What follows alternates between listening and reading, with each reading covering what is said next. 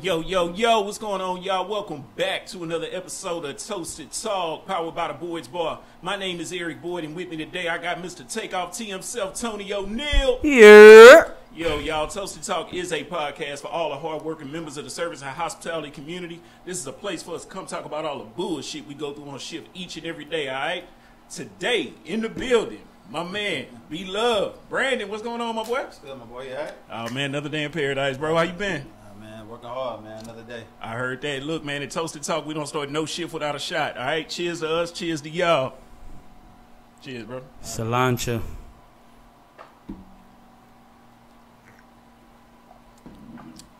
Ooh wee! Little Deuce. That Deuce say. Shout out, Hov. I'm dead.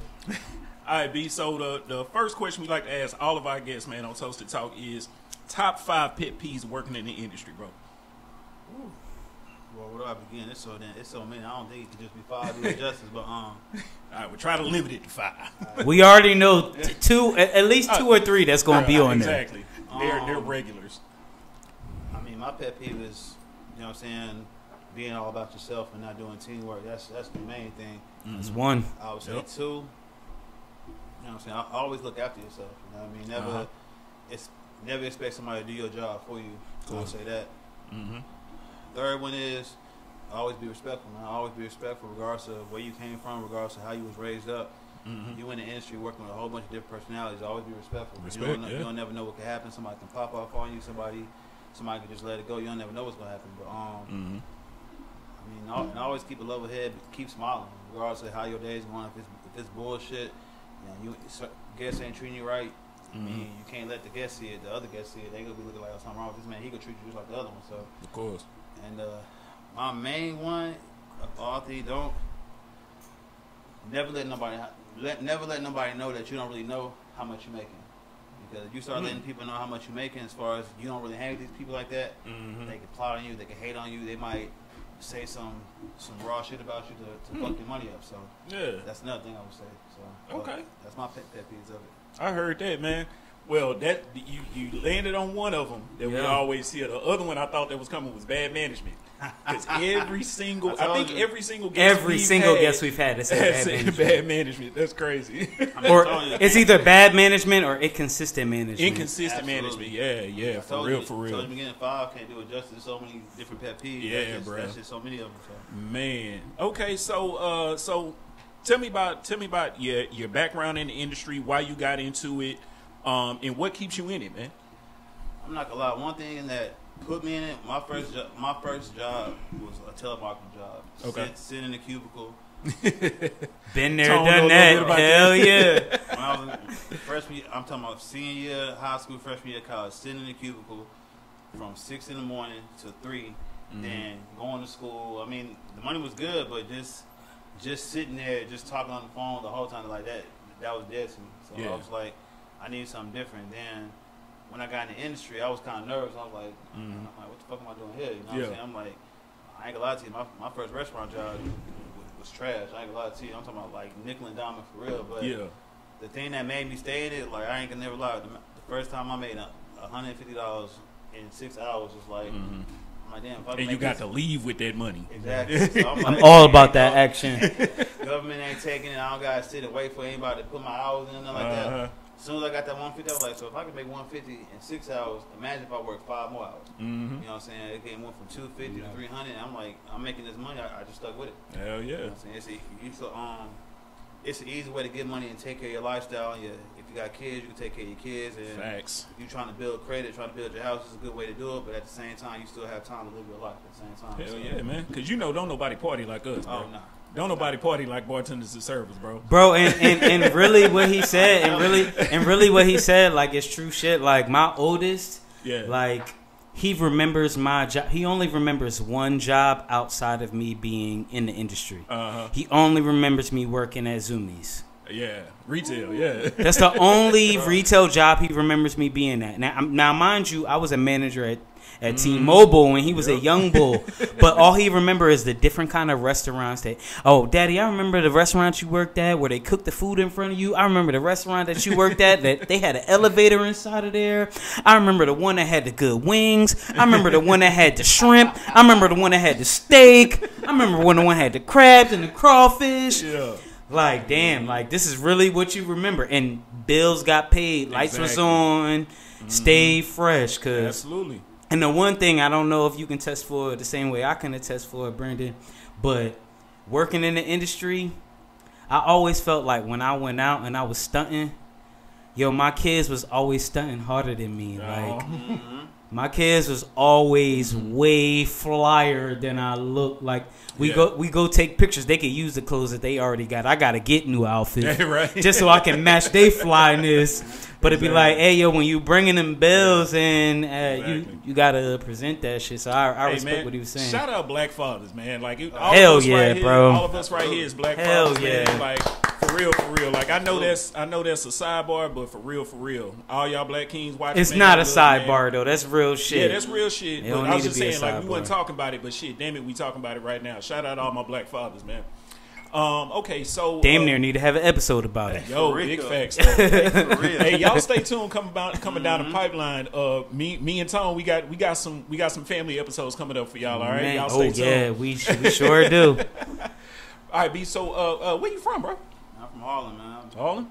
Man, but Houston's my second home because I've been here for a while. So a lot of people look at me like, oh, you from here? I'm like, I might as well accept that from me. I've been here so long. But yeah, Harlem. I was born and raised in Harlem. You know, they raised me and made me, but came to Houston and adapted. So got two homes. They both. I say H. I can say Harlem. I can say Houston. Either way. So. I heard that. That's what's up, man. That's what's up. So what's your yo? What up, Sean? What's going on, big homie? All right, so we talked about your pet peeves. We talked about your intro into the industry. Give me a little bit about what the things you enjoy about the industry. Like, what keeps you around, man? Besides the money, because we know the money keeps us here. But outside of that, I would say the people you meet. Like, you never know who's at your table. That's one thing I learned. Like, big facts. You can be serving somebody, having a good conversation. You know what I'm saying? Giving great service, but then they paying attention to the details of what you're doing. They might, before they leave. Not only they might slide you a good tip, but they also may slide you a business card, like a job opportunity. Be like, hey, I'm a management to such and such. You can be making this much. I mean, I know you can still do this on the side, but they offer you more opportunities. Yep. It's just the people you waiting on. You never know who you waiting on. Hell yeah. So, I had a dude slide me a business card. That was just last week, man. I was over at the steakhouse, and I just, dude was like, man, you looking for something outside of here? I said, well, it just depends. You know what I'm saying? Talk to me. If it's like you said, if it's lucrative, if it's gonna make me better not only as a person but on the money side of things, if I'm gonna be making more than here, I mean, I'm always open to do that. But I will say this for all the young people that's in the industry. Like, I remember when I first got in the industry, I used to be, before I got in the industry, I used to go to the club, try to talk to any kind of female I could talk to. I'm trying to bag as many females because I was young. Working in the service industry, I guarantee you do not have to go to no club unless you meet somebody that wants you to go to the club. Hey, bro, preach, bro, preach, bro. Preach. You can either meet the love of your life for the rest of your life, or you can meet the love of your life for just that night. It's all I'm gonna say. Exactly. And then, but if you trying to be, I got a girl, this and that, the service industry ain't for you because you will be tested. I'm telling you. Man, you will be tested. I got a quick question for both of y'all. Okay. And all three of us will answer. Yo, the weirdest job offer that you've gotten, or the most memorable job offer that you've gotten while working in the industry. Damn. If one of y'all can go right now, go for it. But I gotta save mine for last. You gotta save yours. I gotta save mine for last, bro. Bro, I ain't gonna say the. Well, I ain't gonna lie. Like some people about me, people that know me notice about me when I was working in the service industry. I ain't gonna lie to you. I don't consider it the weirdest. I consider it the most something that every man as a young man wanted to do while they was in college. I swear to God, I met a porn director. Damn, we got the same story. It was probably the same. I was working at AC. I was in Atlantic City. That was my story. He Susie said every college dude. Like I'm like, yo, he about to say porn, and that's what happened. And it was the second service job I had when I was here in Houston. Yeah. I remember I seen the shirt. I was like, man, I seen that shirt from somewhere. He's like, yeah, man, I own the company. I said, shut the fuck up. And he was like, man, you know, I said, yeah, man, I know what the fuck you talking about. Was it Buddha? Was it Buddha? Yeah. It was Buddha. It was Buddha. Hey, I will say this right now. Bro. Hey, fuck it. You said the name, I'm going to say it. Shout out to Buddha Bang Productions. Yo, because they based here. Buddha Bang just based here. No shit. Yes, they are based here. Houston, bro. Yes. When I tell that shit wild, though. When I met this man, I thought he was bullshitting. I seen him on his internet shit. I said, okay, he the real deal. I never thought he would call me like, wow, motherfucker. I was leaving the ship. He hit me. He's like, man, what you doing right now? I said, man, I'm just getting off work. He's like, man, I got a shorty at a hotel. I need you to pick her up, bring her to the studio. I'm like, bet. Pick her old girl up. We sitting there chopping up, you know what I'm saying? She showing titties and shit while she in the car, you know what I'm saying? We get to the studio. Nigga go say, oh, I need you on set. You got to replace this person. Bro. I was like, this nigga bullshit. I'm like, man, this nigga full of shit.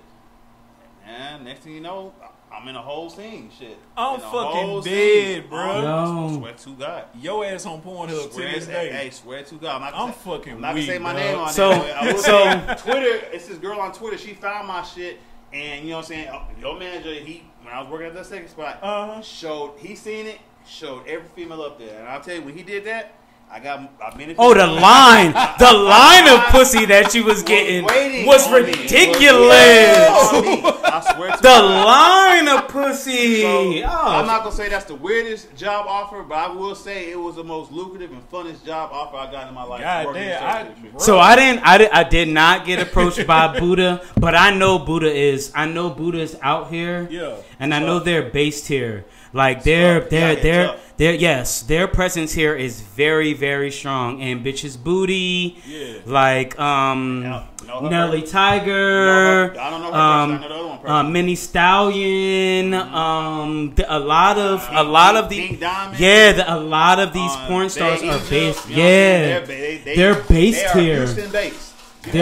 They're based here. So I wasn't, and this was before. Literally, like, wifey was pregnant with my oldest. Mm-hmm. So we're talking about over 10 years ago, and I'm bartending in Atlantic City, and this dude come up. No, I wasn't even bartending in. I was a server, and he was like, "Yo, bro, you out here? You working like a fucking workhorse? Like, hey, you ever thought about doing porn?" And I was like, have I thought about it? What man hasn't thought about it? What are you talking about? I thought about doing porn. Tone loved the hoes.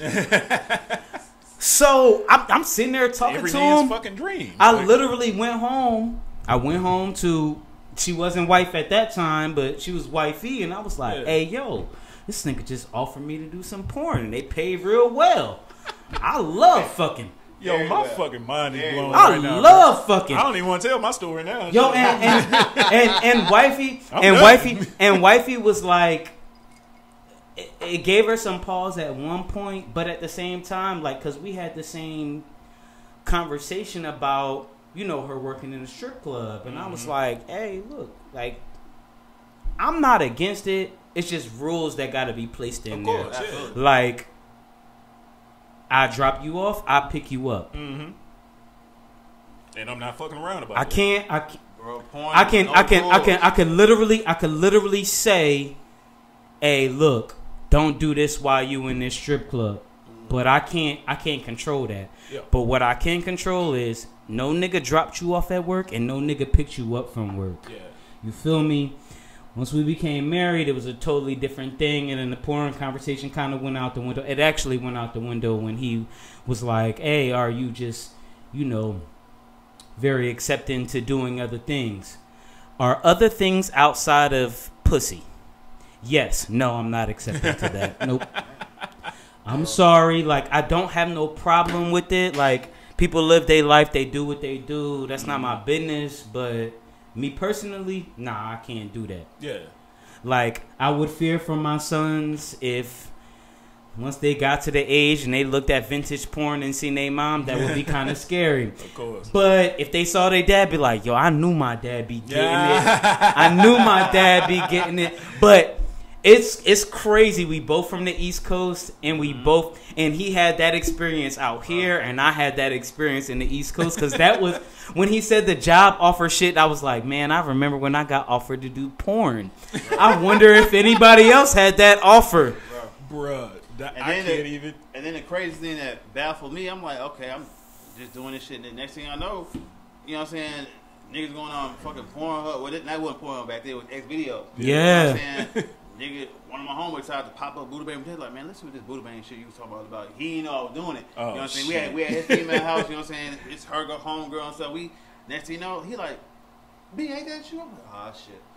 I'm talking about his girl snatched the remote and just played that motherfucker and just, it was a rap after that. Oh, my God. I'm never watching Buddha Bangs again. Never, ever. I'm never watching, and they have some good quality shit. They got some good content. Yes, bro. When I tell you, they got some of them and Habib. You talking about that, bro? That nigga be. I ain't never seen that nigga in my life, but I know his name. That nigga be having some shit. I'm talking. But about, what Habib does? All his shit look the same. But what Habib does is Habib. And Buddha Bang does the same thing, but they mainly have Texas. Mm-hmm. What Habib does is he travels the world. On his site, you as a female, you can apply. As a nigga, you cannot apply. Soon as you say like entertainer, the first thing that pops up, yo, I got enough friends that want to fuck bad bitches. We don't need you. Yeah. And that's it. Buddha Bang. And I actually applied to Buddha Bang to be a cinematographer. Yeah. Because it's like, all right, cool. I can. Because I think that I'm a visionary. I think that I can transform porn. I'm fucking. As a visionary in cinematography, I think that I can change this shit. Because it's so generic so many times. It's like it's either the plumber or the delivery man or my stepbrother or stepfather or kissing cousins, weird type shit. We go to a corner store, we just happen to see a bad bitch, and you know what I'm saying? Like what's it called? Jayla Fox has her famous scene where it looks like she's working at Popeyes. Yo, and she gets fucked. Everybody knows that scene. We all know that one. And then the crazy, that has got to be the most viewed fucking like. And then the crazy thing about it is you got motherfuckers that think that shit really happened. I'm like, nigga, no, it don't happen like that. Business out for an hour or two, and then they shoot like it's really happening, but it's not. There's no way in reality in this world that shit's happening. You just got one person working in fucking Popeyes. You have to go to the drive-thru, then you go and it's that one motherfucker in there. You ain't gonna never see that. Never. You ain't never see that. Never. That's just made. Hey, what's going on, y'all? Welcome back to Porn Talk. You know what I mean? We out here. Even when they do like they do these. They have these websites and it's like the casting couch. Oh yeah, it's not even really casting. Like most of these are porn stars just beginning. Yeah, but they've already done some amateur stuff and gotten into that. I think that everybody should be very comfortable with porn. I'm not. I don't understand why people aren't. I'm not. You got OnlyFans now, like, bro, and like for real. And the funny thing is, literally anybody can be a porn star. OnlyFans started off with like people that are like, you know what I'm saying, personal trainers or athletic trainers, agents, IG models, models, singers, like promoting themselves, which is cool, you know what I'm saying. But then all of a sudden when the pandemic hit, you know what I'm saying, that's when motherfuckers want to, you want to see some porn, you know what I'm saying, I can sell my pictures, I can sell my videos, I can show you what I'm doing at home with the nigga I'm fucking with, just exposing themselves. I know a motherfucker making $3,500 a month.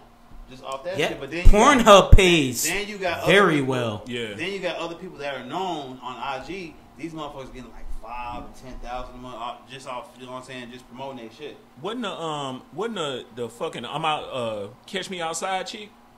Bruh, she make like hella fucking money on there from what I've heard. On OnlyFans, she makes a lot of money on OnlyFans because she has a following. And I feel like that chick was 13 yesterday. But she don't make the type of money that these other models make. She don't. Really? No. Do y'all know some of the highest earners on the OnlyFans? I don't know because I refuse to pay for OnlyFans. Yeah. Because, like I said, I'm a nigga. I refuse. Any nigga that sit here and tell you he don't watch porn he's a liar. He's a fucking liar, bro. I consider porn educational. I think they should have taught it in school. That's a take right there. Shit. That's a fucking take. I don't know if it's gonna age well. But guess what? They have home economics. They have home economics in school that's teaching bitches how to cook and provide for their man in the kitchen. Why can't Pornhub be the same thing for both parties? But anyway, that's a fucking take. But anyway, the problem is that the same thing that they can show on OnlyFans and I have to pay and I have to subscribe to your channel. Shorty, I could find you on Pornhub. I can find you on X Hamster. I can find you on X Videos. Yeah. I can find you on different sites. Yeah. I sound kind of really weird right now, but bro, I don't care. You're not speaking any language that no random it is what it is. Know, bro. It just is what it is. Every single one of those sites you named, I know. Type in the name or the name they go by, that shit go pop up. It is what it is. Like there's some things that I may see on one site and I may see the OnlyFans and I look on Pornhub and I can't find her. Mm-hmm. That would be the reason that I would subscribe to her her OnlyFans channel because it was like, damn, she has something I want to see again. But like I used to tell people all the time, Capri Styles, she pretty much got me through high school. Through high school, absolutely. There's no way if I see ass cheeks with those two little Asian symbols on them, that's Capri Styles to me. And where we work at, when I work at the other one, I put this on my life. I put this on my mama. I put this on my dad's grave. Rest in peace, Leo Crossfield. I put this on my son. Same person he talked about sat at my table. Capri. What? It was Capri, Iceland Fox, and some other. Not ice. If real niggas watch porn, you know what they're gonna talk about. They were at my table, and I was so like. I wasn't thinking. I was so busy, like, going back and forth. But then, after my fourth time walking past that table, I was waiting on, I'm like, I hear her laugh. Oh, he didn't know who we are. He doesn't know who we are. And then I'm like, what did you say? Because you know me. I'm at the table. I'm very charismatic. I'm very funny. I like to joke around. I talk shit. Yeah. And she was like, you heard me? I said, yeah. What did you say? He like, I don't know who y'all are. She was like, nah. She like, we'll give you a chance to think about it. I was like, what the fuck is this? So I kept walking, and then it dawned on me. I was like, hold up. Let me walk back to the table. I said, you know what? I know who you are. I don't know who you are, and I also know who you are. They're like, who are we? I said, for one, I know you Iceland Fox. I know you from anywhere. I said, but you, I know you. I just can't put my name on it. I said, but I will say this. She was like, well, I said, you got some little Japanese tattoos on each one of your ass cheeks.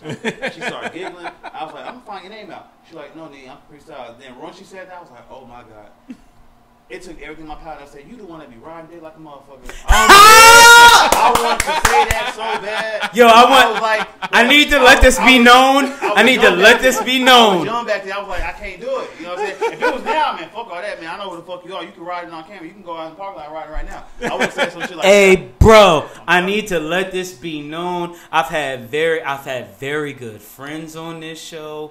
Very good co-workers on this show. Y'all about to be mad at me. I even got a Muslim brother on this show. Bro, you my favorite guest right now.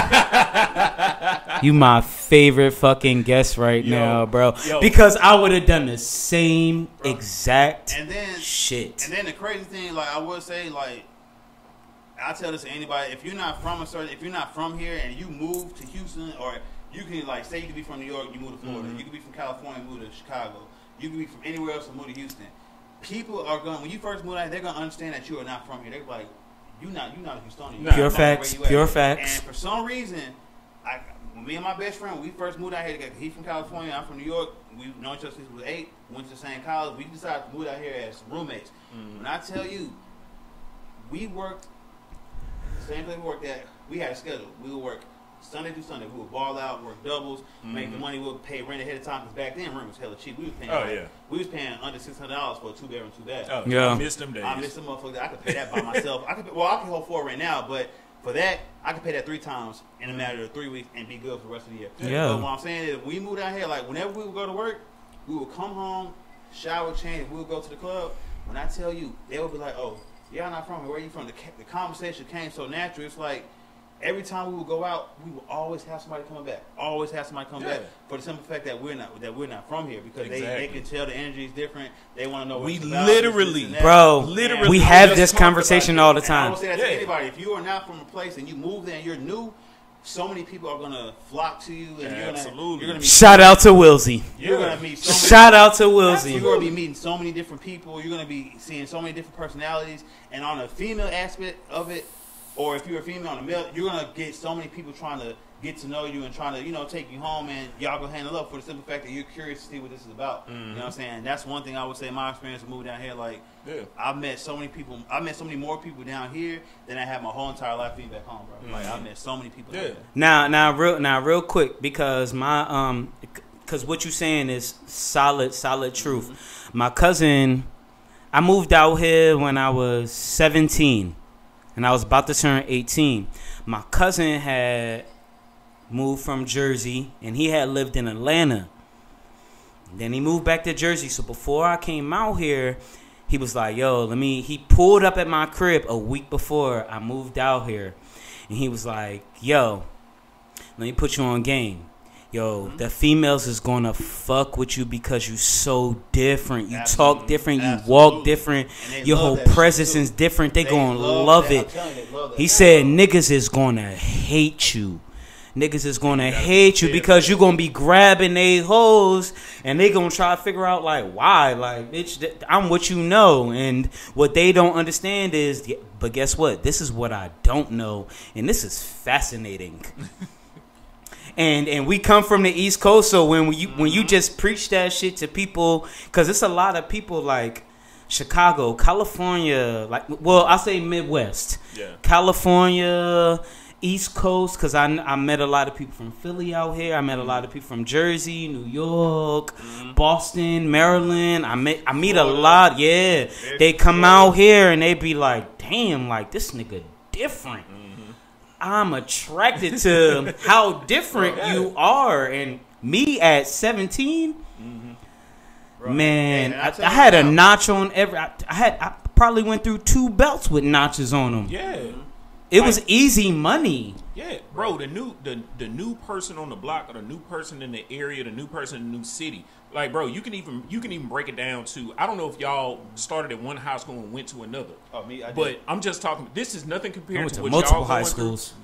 This is nothing compared to what y'all going through. Y'all thing is like on a higher scale. But like, bro, just me going from one high school to another, I immediately felt the difference because this is something that these are the same dudes that females been looking at for the same 3 years. And then me and my homeboy, we transferred to the Ridge the second semester of our junior year. I heard about that when I first moved down here. Willow Ridge. We transferred to Ridge the second semester of our junior year, bro. And all of a sudden, bro, when I say flocked to us, because they've been looking at the same niggas for the past 3 years. Yeah. They're like, oh no, this new me. They want to see some new. Brandon, he's slighting though. Brandon, he's slighting though. He's slighting though.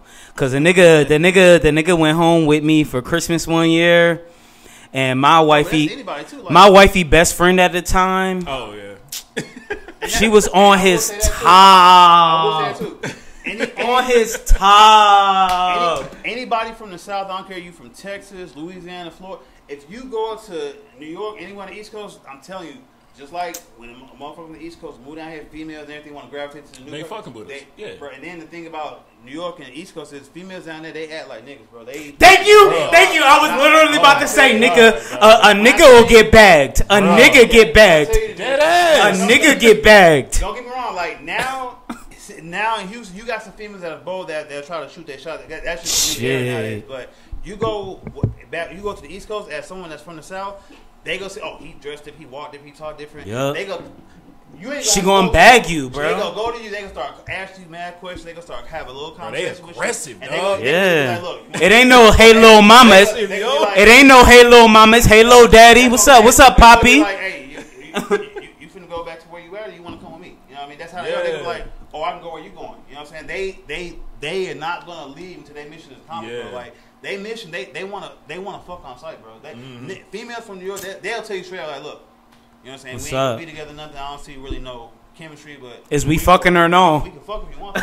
Is we fucking or because no? how they look at like, okay, I met you, fucking but I don't want to be disrespectful and leave you empty-handed. So we can either have a conversation, get a coffee or something. This is my favorite guest, bro. We can get straight to the point. This is my favorite guest, bro. Now I will say this: since I've been down south, like the women down here, like they hella thick. They got some hella thick, beautiful women down here. But the only thing I can't stand, and I don't blame the women for this. I blame some of the men down here for this. You got so many people down here that are claiming they independent, claiming they, I'm a classy woman, yada yada. But they always got their hand out. Well, what you gonna do for me? This. If we gonna do this, what you gonna do this? What you gonna do this? I'm like, bro, it should be like that. As a man, we gonna automatically provide. We gonna automatically be there when you need us. And we gonna hold it down. But if I gotta do more of this to get what I to get, because I'm about to go. Nah. You wanna go? Nah. I'm a as a Southern gentleman, I'm gonna let you defend yourself, but I'm gonna speak on it. So let me know when you finish. All right. So here's my viewpoint on it. The simple fact that down south is built out and back home we built up. Our hustle mentality is very, very different. So, like our hustle mentality,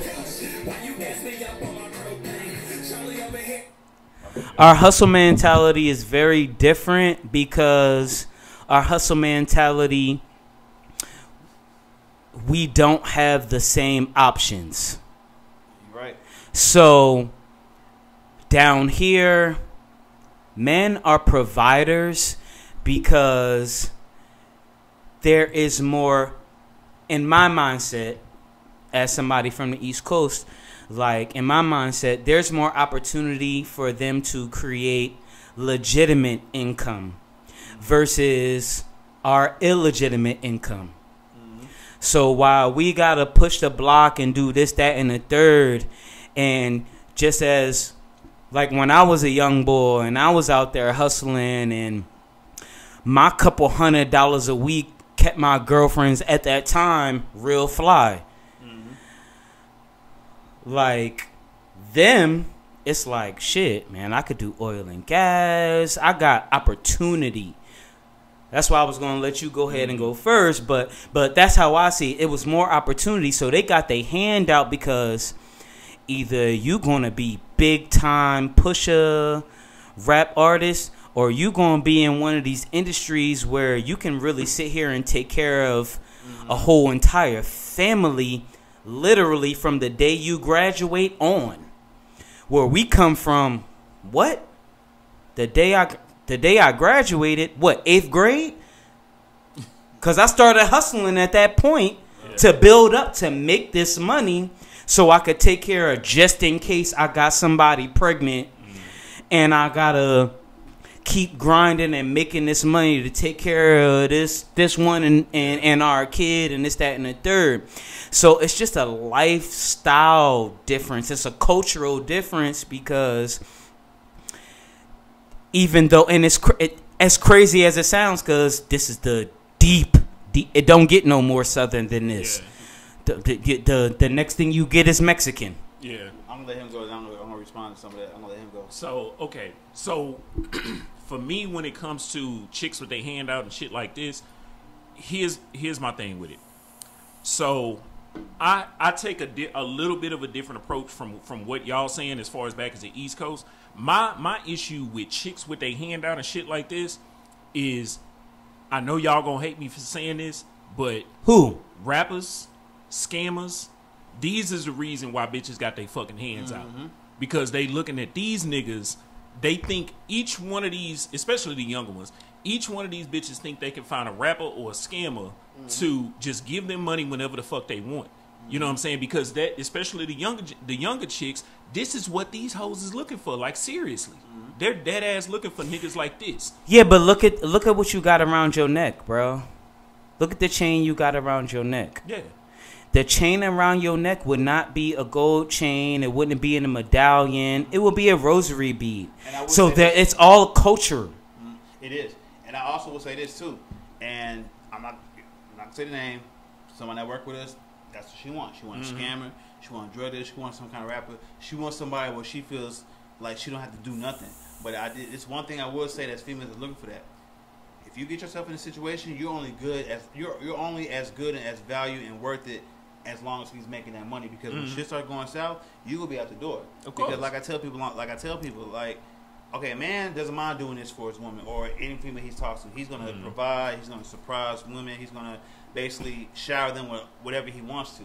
Yeah. But at the end of the day, if a female's not being appreciative or showing the man that she's talking to that she's with just for all that, if you don't show him that, oh, you appreciate this, you appreciate that, you know what I'm saying, besides, oh, I'm fucking him, so he should, no, a nigga can fuck anybody. He don't gotta fuck you. But the thing is, if you don't show this man that you appreciate him, he can go get another one just like he got you. You know what I'm saying? The same position you was in looking for one, you could be right back in that situation looking for another one. You know what I'm saying? And which brings me to say is this, that the reason why I blame some of the men out here for that, because me personally, I like a woman that you can be independent, but you don't. I want a woman that need me but don't need me. You know what I mean? Like say for example, if I'm making all this, shout out to all of them. Shout out to all of them. You know what I'm saying? I'm taking care of this. I'm taking care of that. I'm showing the kids love. You know what I'm saying? They taken care of. But what if I get an accident to where I can't work no more for a while, or I'm out for like 9 months? Do you got me? You know what I'm saying? Exactly.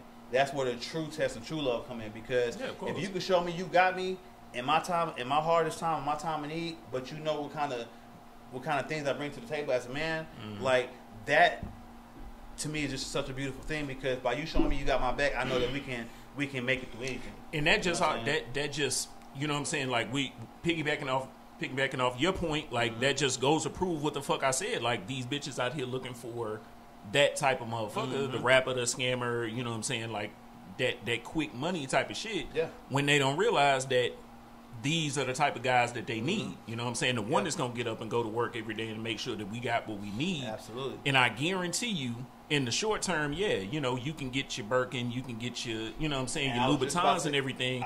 But in the long run, the motherfucker that you want is the motherfucker that you curving right now. I guarantee you, the motherfucker that's really showing interest, that you like, he a square and all this type of shit. I've been called square my entire fucking life. The way I talk, the way I dress, all this type of shit. But you do bag bad bitches though. But bagging them, yeah, but their substance is shit. I'm saying some of them. Speak on that. Speak on it. Speak on it. Shit. And then you got this new wave, this new era. They want to be like the city girls. But this is one thing I tell these females. I'm like, okay, you want to be like city girl. I'm like, but this is what I'm saying. I'm like, city girls talk that shit, but at the end of the day, they can be with a nigga like that, but they got their own bag to fall on just in case shit don't work. I got my own shit. But my thing is, you trying to be like a city girl, but do you have your own shit like they got? That's what I'm saying. If you don't have your shit, you got to have your shit together before you can get, that's a man and a female included. Before you can give yourself to somebody or try to talk to somebody, get serious with somebody, you got to make sure you got your shit together first before you can give yourself to anybody. Thank you. Before you sit up here and go off on a nigga for not having his fucking shit, before you go off on a nigga for not having his shit together, bitch, you need to have your motherfucking shit together. So how the fuck can you expect a man to sit up here and provide all of this shit for you when you can't pay for it for yourself? Now, if you sit up here and you have your things together, and that's also going to encourage a real man to, okay, cool, she already got hers together. Shit, I'm telling you. Let me go ahead and get mine together. Yeah, but if it ain't already together. Yeah, and then but also you got a problem where you got so many of these young people and they feel like getting money the fast way is good. I'm like, you moving so fast and you doing so much shit. You could be doing some shit wrong. You do whatever it takes to get to the money to get to the bag, but one false move, that shit can be taken away from you. Exactly. Then what you gonna do? You know what I'm saying? And then you got a lot of people that when they get money, they do dumb shit with money. Like I'm gonna speak on an example. Like you got like case in point. If the pandemic didn't teach anybody anything about saving money, I don't know what kind of work you can do, because you got during that time you had so much money being like stimulus checks, unemployment, PPP loans. Motherfuckers got lazy, bro. This is the thing I don't like. You got so many people. Like, the people I know personally that I'm real cool with, like brothers and sisters that got rent relief, they were smart. They like, okay, you know what I'm saying? I got rent relief, whatever. I'm going to just keep putting, I'm going to act like I'm paying rent, but I'm paying it to my bank account. So they kept putting money away. Then you got other people like that got the rent relief, but, I'm going to spend my money on this. I'm going to spend money on this. You don't have nothing to show for it. Crab legs and lace fronts. I'm like, yeah, exactly. Then I'm like, they looking at me at work like, why do you work so much? Why not? You know what I'm saying? I'm trying to not only make sure I'm in good position, I'm trying to make sure my son's in good position. I'm trying to make sure my brother and sister are good. I'm trying to make sure I don't have to want for nothing. Mm-hmm. That's why I work so much. Like, I feel like if you taking days off, those are days you could be using to be productive. If you're not doing anything at home or with your family or with your spouse or nothing, you should be at work getting as much money as you can. Mm-hmm. And that's just how I feel about it. If you're not doing that, then what are you doing? Yeah. You know what I'm saying? So that you got so many people that are comfortable, oh, I can work 4 days to be straight. Nah, like, and I'm one thing about me, I watch motivational speeches on like podcasts and YouTube. And one thing I will say, if y'all don't listen to anybody that's like motivational speaker, y'all might want to go and look up some of Steve Harvey's motivational speeches. That man right there said, if you want to be rich and stay rich, there's no sleep. You know what I mean? Like, you might get like 4, 5, 6 hours of sleep, but you wake right back up and you keep being repetitive, but you're finding different ways and better ways to make more money and better yourself. You know what I'm saying? You watch Steve Harvey and you watch Toasted Talk, y'all. I'm telling you, Steve Harvey, Toasted Talk, like the right way to go, because if you don't have nobody motivating you to do better, then what's the point of you going to work? What's the point of you trying to better yourself? What's the point of you even living life? Because especially if you got kids, if you just sitting around on your off day not doing nothing, your kids say that they feel like they can do the same. Mm-hmm. You know what I'm saying? I know for me, I don't want my son to develop any lazy habits. Like, you're young, you're supposed to have fun, you're supposed to wild out, play games, talk to girls, have fun with your friends. You're supposed to do that. But the older you get, you got to put yourself in mindset. Oh, I need to start working. Mm-hmm. If I don't got my head in these books and I'm done studying, I need to do something productive to kind of bring some money to myself while I'm young. Mm-hmm. Because me personally, I feel like when you're young and you start making money, I feel like you making money and saving money at a young age, it's all going to carry on to the older you get. And then by the time you get started like 25, I feel like you start working at 16. Mm-hmm. By the time you're 25, you should already have over $50,000 in your bank account, or more than that, if you save money the right way instead of just blowing money off on dumb shit. Yeah. You know shit, I'm thinking about myself at 25, man. Shit, I didn't have $50 in the bank account. Shit. What's up, Brody? So I am going to ask a question. It's the first time I ever done this, but I got a public service announcement before we go into our commercials of the day. Absolutely. So if you would like to add in to anything that he said before we get to there. Nah, man. Go ahead and say your thought, and we're going to pay some bills. Alrighty. So, to what all three of us gentlemen were saying, and it's very important that everyone knows that this is not just, we're not trying to mansplain. I don't think that anything that was said was mansplaining. I think that everything that was said was just the real deal, Holyfield, how it is as us as gentlemen, as grown. We've never had an episode like this. Ever. Awesome. Ever. Yeah. The one thing that I would love to say is, I can't speak for you, Brandon, because I don't know your personal situation, but I can say about E and myself, we have they always say behind every strong man is a strong woman. But the truth about it is behind every strong man is a stronger woman. Yeah, because that woman, like you just said, stronger man, because that woman makes you stronger. Mm-hmm. When you have that strong woman behind you, it makes you stronger. Yeah. So all of that handout mentality, that I need my man to do this, I need my man to do that. You don't need no man to do anything. Because I grew up in a household where most of the women in my life were single. And they're all extremely professional. Extremely. They're top of their class. Yeah, they're top of their class, top of their industry. Yeah, like you and I just talked about the money that my mom can make if she decided to go for profit as opposed to non-profit. Like, it would be ridiculous. But the amount of money this woman can make by working for like a for-profit like business, and she chooses, she's like, nah.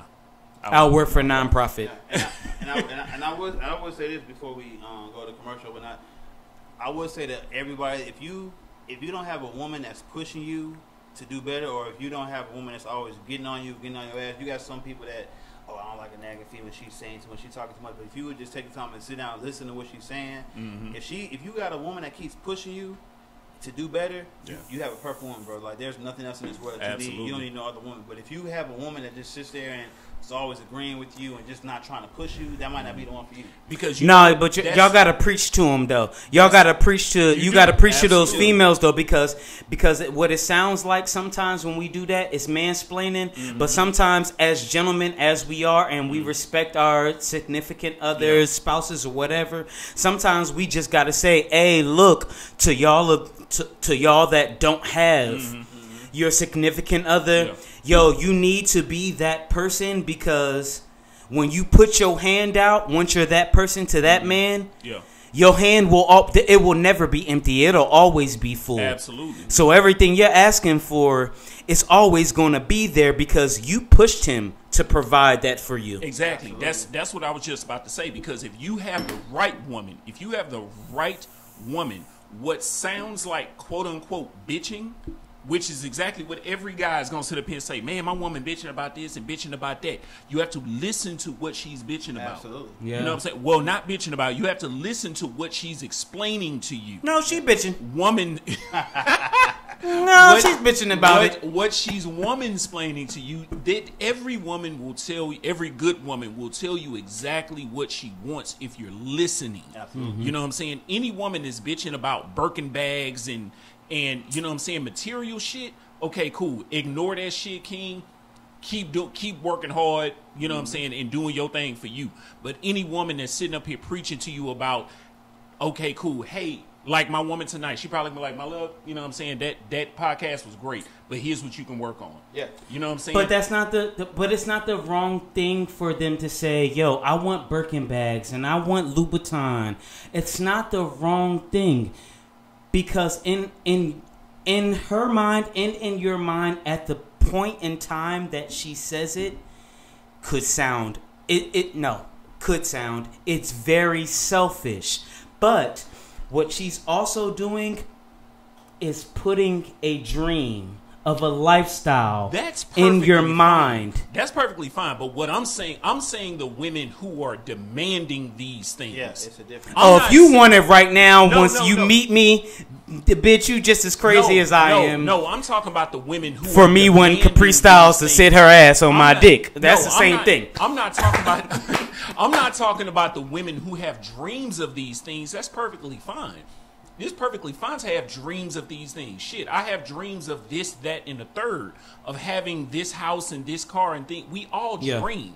But to be a woman and to be a woman and demand these things of your man in the immediate, is just not fucking realistic. You're asking for him to do something illegal. I don't know what universe these women are living in who expect to be 22 years old and meet a man that's doing all of these things that they automatically desire. They live in the Instagram world. What? Exactly. Or TikTok or that's Twitter. That's the type of thing I'm talking about. So anyway, back to my original point. Then we go on a commercial, I promise.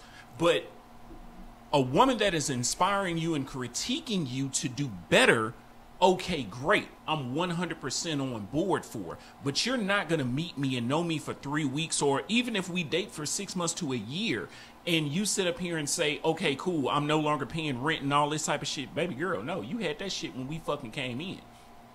You leaving with the same trash bag you got here with. The motherfucking shit that we had. Anyway, guys, sorry to end on that note, but anyway, we got to pay some bills, man. We got. That was a good note to end on, though. We got bills to pay, y'all. Look, man. First sponsor of today's episode, as always, is Teach Me How to Cocktail, guys. Teach Me How to Cocktail is a full-service cocktail course teaching the average home entertainer to become a skilled drink aficionado. Taking a Teach Me How to Cocktail course is the equivalent of taking a painting or a cooking class, except we're doing it to booze. One skilled bartender is going to come and teach you and up to 9 of your friends to make 3 classic cocktails right there on the spot. Second sponsor is the Boyd's Bar. The Boyd's Bar is the most elegant way to have a birthday, anniversary, corporate event, all of the above. One mobile bartender is going to come out and give all of your guests a luxury experience, guys. Check out these episodes. We'll be back in a minute. The industry really bit me in 2016 when I was introduced to the world of craft cocktails. Craft cocktails are all about fresh ingredients. Hey, what's going on, everybody? My name is Eric Boyd, owner and operator of the Boyd's Bar. Here to tell you about our newest concept to the brand, Teach Me How to Cocktail. Before we get there, let me give you a little bit of background on me. So I went to a painting with a twist class one day, and it really inspired me to create Teach Me How to Cocktail. So I walk into this painting class, and it just amazed me how this artist broke down a painting and taught it to others. And that inspired me to do the same thing, but with cocktails. Teach Me How to Cocktail is a full-service cocktail course teaching the average home entertainer to be a skilled drink aficionado. You're gonna come in, everything's gonna be laid out for you to make 3 classic cocktails, step by step, and you get to enjoy them right then and there. Eric, where can we take this class? Probably where you are right now, because I bring everything to you. The bar, the equipment, the booze, every single thing I bring to you and teach you how to make amazing cocktails. Where else are you gonna go to learn how to make amazing drinks, have an awesome date night, special occasions, birthdays, corporate events, team building exercises? All of these are perfect for Teach Me How to Cocktail course. I guarantee you have never been to an event like this. How do you book a Teach Me How to Cocktail course? It's very, very easy. Follow me on Facebook and Instagram at TheBoydsBar, or email me directly at theboydsbar@gmail.com. Allow me to bring the bar home.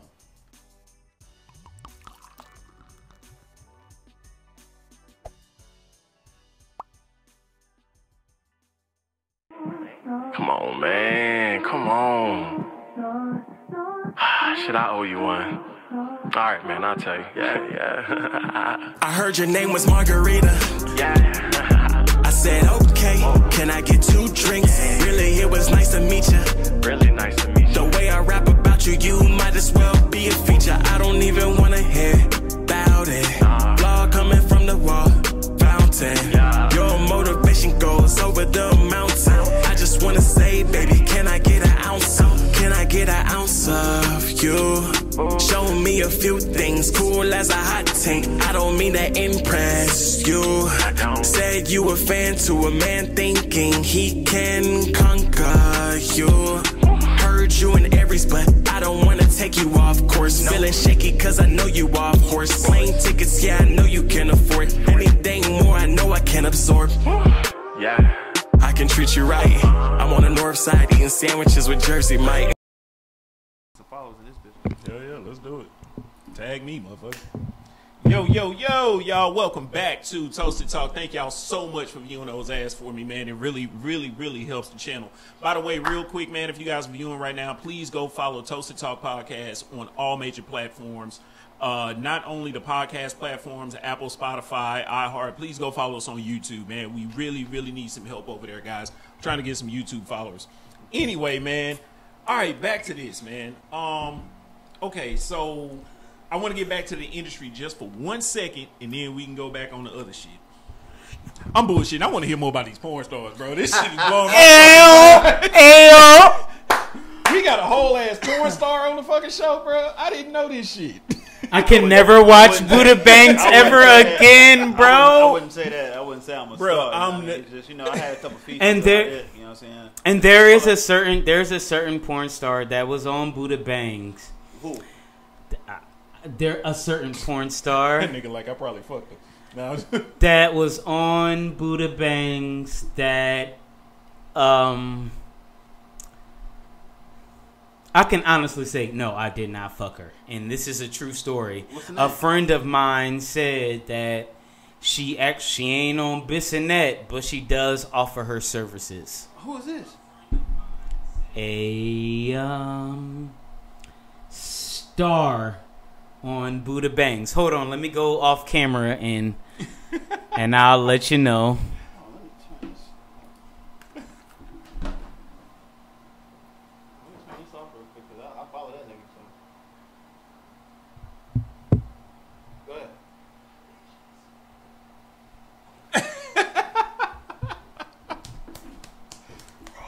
Yeah, she out here in the streets. She out here in the streets. We on pause right now? No, we're not on pause. She out here in the streets though. She out here in the streets though, for sure. I was about to go. It has been verified. I was about to go in. My nigga definitely verified that shit. She out here in the streets. No nigga. shit. Yeah, she can. You can. Was popping. That's where she. Before she got on there, that's where she was at. Not back pay. I swear to God. The homie told me. The homie like I was like, bro, Yeah, no, she on a different site now. Oh, I already know. Like you can't see. All right, she gonna always try to hustle. I already know. What they talk about Florida? What? Gators.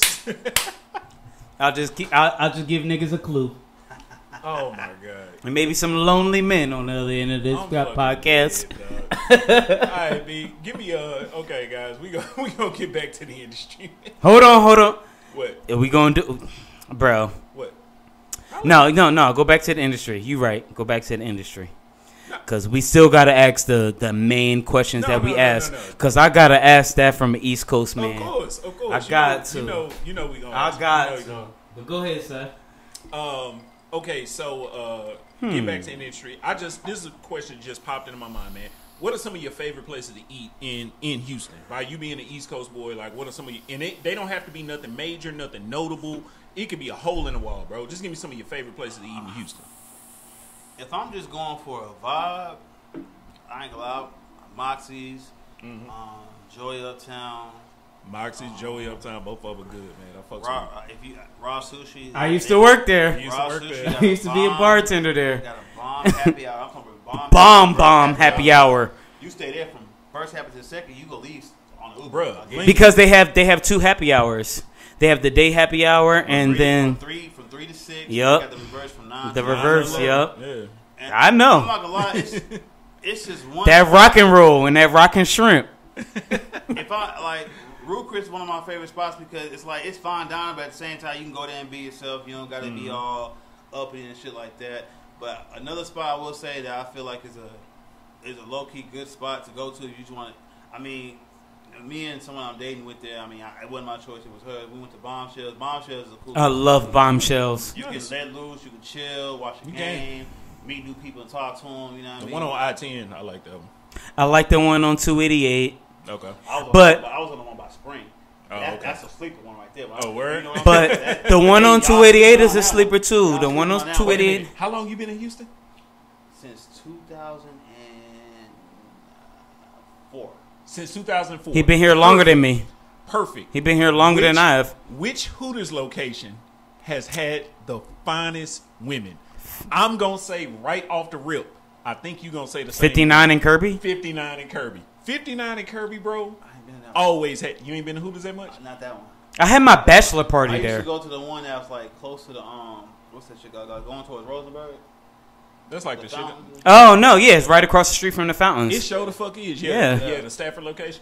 Nah. Oh, they weak. They weak. Bruh. 59 and Kirby. and this is why they kept their game up. Twin Peaks is right across the freeway. Right across the fucking freeway. Yep. But Bombshells has way better food. They do. Way better females. They do. And as a nigga, less clothes. Very true. I follow Bombshells on like every social media, Joel, because it'd be like, I know this video about to be good. Hey, this is true story. I'm not gonna lie to you. Like the person I'm dating right now, like we just recently went to Bombshells together. We was really talking, and this is my thing, bro. Like as a man, when you're with the female you're with or dating or really care a lot about, and you get tested like that, when you go somewhere where it's just a test, like I had to literally sit next to the person I'm dating. I'm like, bro, like I don't want no shit. I don't want to throw no signals out. I don't want nobody to try to wink at and like try to talk about it. So I say, same thing for me to do is sit next to my lady. Is your shorty from here or she from back east? She's from here. Oh yeah, So, I couldn't do that. My My shorty from back east. My wifey from she from AC. So like when we go places like that, she be like, yeah, I know you looking, nigga. The fuck? She knew it too. She didn't say like, oh, it's okay to compliment, it's okay to look. You know what I'm saying? But you know, like, ain't no action, don't make no moves. Yeah. Like that. A real motherfucker gonna know not to do that. But you got some motherfuckers now that be like, oh, sure, you go to the restroom. Hey, let me shoot you. You know, they got some niggas that's like that. That's you know just what I'm saying? stupid. Which is like dumb to me. You know what I'm saying? Like, I would never I've do dealt that with shit that at shit all. with your brother. You fucking lying. What? When we went to the strip club when I first came back out here, and it was his shorty that told us, oh yeah, let's go to the strip club, but she couldn't get into the strip club that she worked at. Fuck. One thing I would say is, speaking about strip clubs, Houston, I love them. I love them. I love them too. I live there. I love them too. But I live there. This is my thing. Houston strip clubs, they be lit, they be cool, you know what I'm saying? But you ain't gonna never be to a real strip club unless you go to Atlanta, Florida, or anywhere on the East Coast, or even a couple. Baltimore. Oh, Baltimore, they get down. I told you, bro. I told you. Y'all not finna sit up and disrespect our strip clubs, bro. No, but Baltimore, bro. Baltimore is something different, bro. You go to a Houston strip club, Onyx, HK. You're not finna No, our strip you can't say clubs, Onyx is actually Onyx is they're legendary. everywhere. They They're got everywhere. one in Philly, you know what I'm saying? Yeah, they're everywhere, Legendary. Onyx bro. is legendary. Tell them about B More. Tell them about B More. When you walk into a strip, here's the difference. You walk into a strip club in Houston, yeah, girls gonna be shaking ass. They gonna come to you for a dance, yada yada yada, this and that. You know what I'm saying? I drink you to go to that. Baltimore, motherfuckers. As soon as you walk through, they grab your shit, taking you, sit your ass down. We finna put it on your motherfucking ass. Like, and they have no filter at all. They go, like, look. No shit. It's You know like what I'm that. saying? I want to say it's called. Sugar go pull your shit out, watch you dance, and I be like, you can fuck me right now. I'm right here. I don't give a fuck. They not doing that. I swear to God, I want to say it's Prince Street, but I could be wrong on the name of the street. Cause you know my cousin, she went to Morgan State. Like she went to college out in Baltimore. She stayed there. Yeah. So she got married out there, and by the time she got married, I was 18. So I went out there. It's a whole strip. Think of Bourbon Street or 6th Street in Austin, and it's nothing but strip clubs. No shit, huh? And then on the side streets, it's little hole-in-the-wall strip clubs. So me and my cousin went to the little hole-in-the-wall strip clubs. Hole-in-the-wall strip clubs are classic. And this is when females wearing the little boy shorts. The females wearing the boy shorts was really popular. Shorty had glow-in-the-dark $100 bill boy shorts. I'm sitting and you had a 2-drink minimum. And I kept telling my cousin, yo, chill, like, because he was ordering beer. And I'm like, nah, I'm ordering Hennessy. Yes, please. Because I'm paying $8 Yeah, right. for my drink of Hennessy. So I paid to get in here, $16. Nah, I'm good right now. You good? Oh, no, actually, you could toss money in here, if you don't mind. I got you. Hey, but I will say to you that hole-in-the-wall strip clubs are legendary, but you got to be careful with them. Yeah. Cause I ain't gonna lie. They had one off of let me get, if I'm not mistaken. Nah, I come strapped. Pause.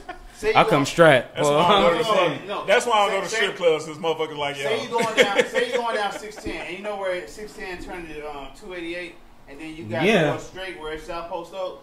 Bro, I think it was South Post Oak. I forget the street. No, you're not. No, you talking about gold diggers. No. I'm not even talking about the gold digger. I'm talking about I forget the name of it. But Where's that? Say it again. You're going down the freeway. You're going down 610. Right before it split into 288, you go straight down 610, and you turn to South Post Oak. You pass gold diggers. It was a house. It was like a 2-story house. I forget the name. Oh, they changed it. It's not a strip club no more. It's a Me Love You Long Time. Bro, this place, I tell you, me and my cousin went in. It was a house. They was charging $10 to get in. Paid a little $10. So you go in. You got a pool table. You got people playing dice. And then you got a stage. You got an upstairs. You got a little 4 different rooms upstairs. Bro, they had some of the most raunchiest, filthiest dances. You can't even say.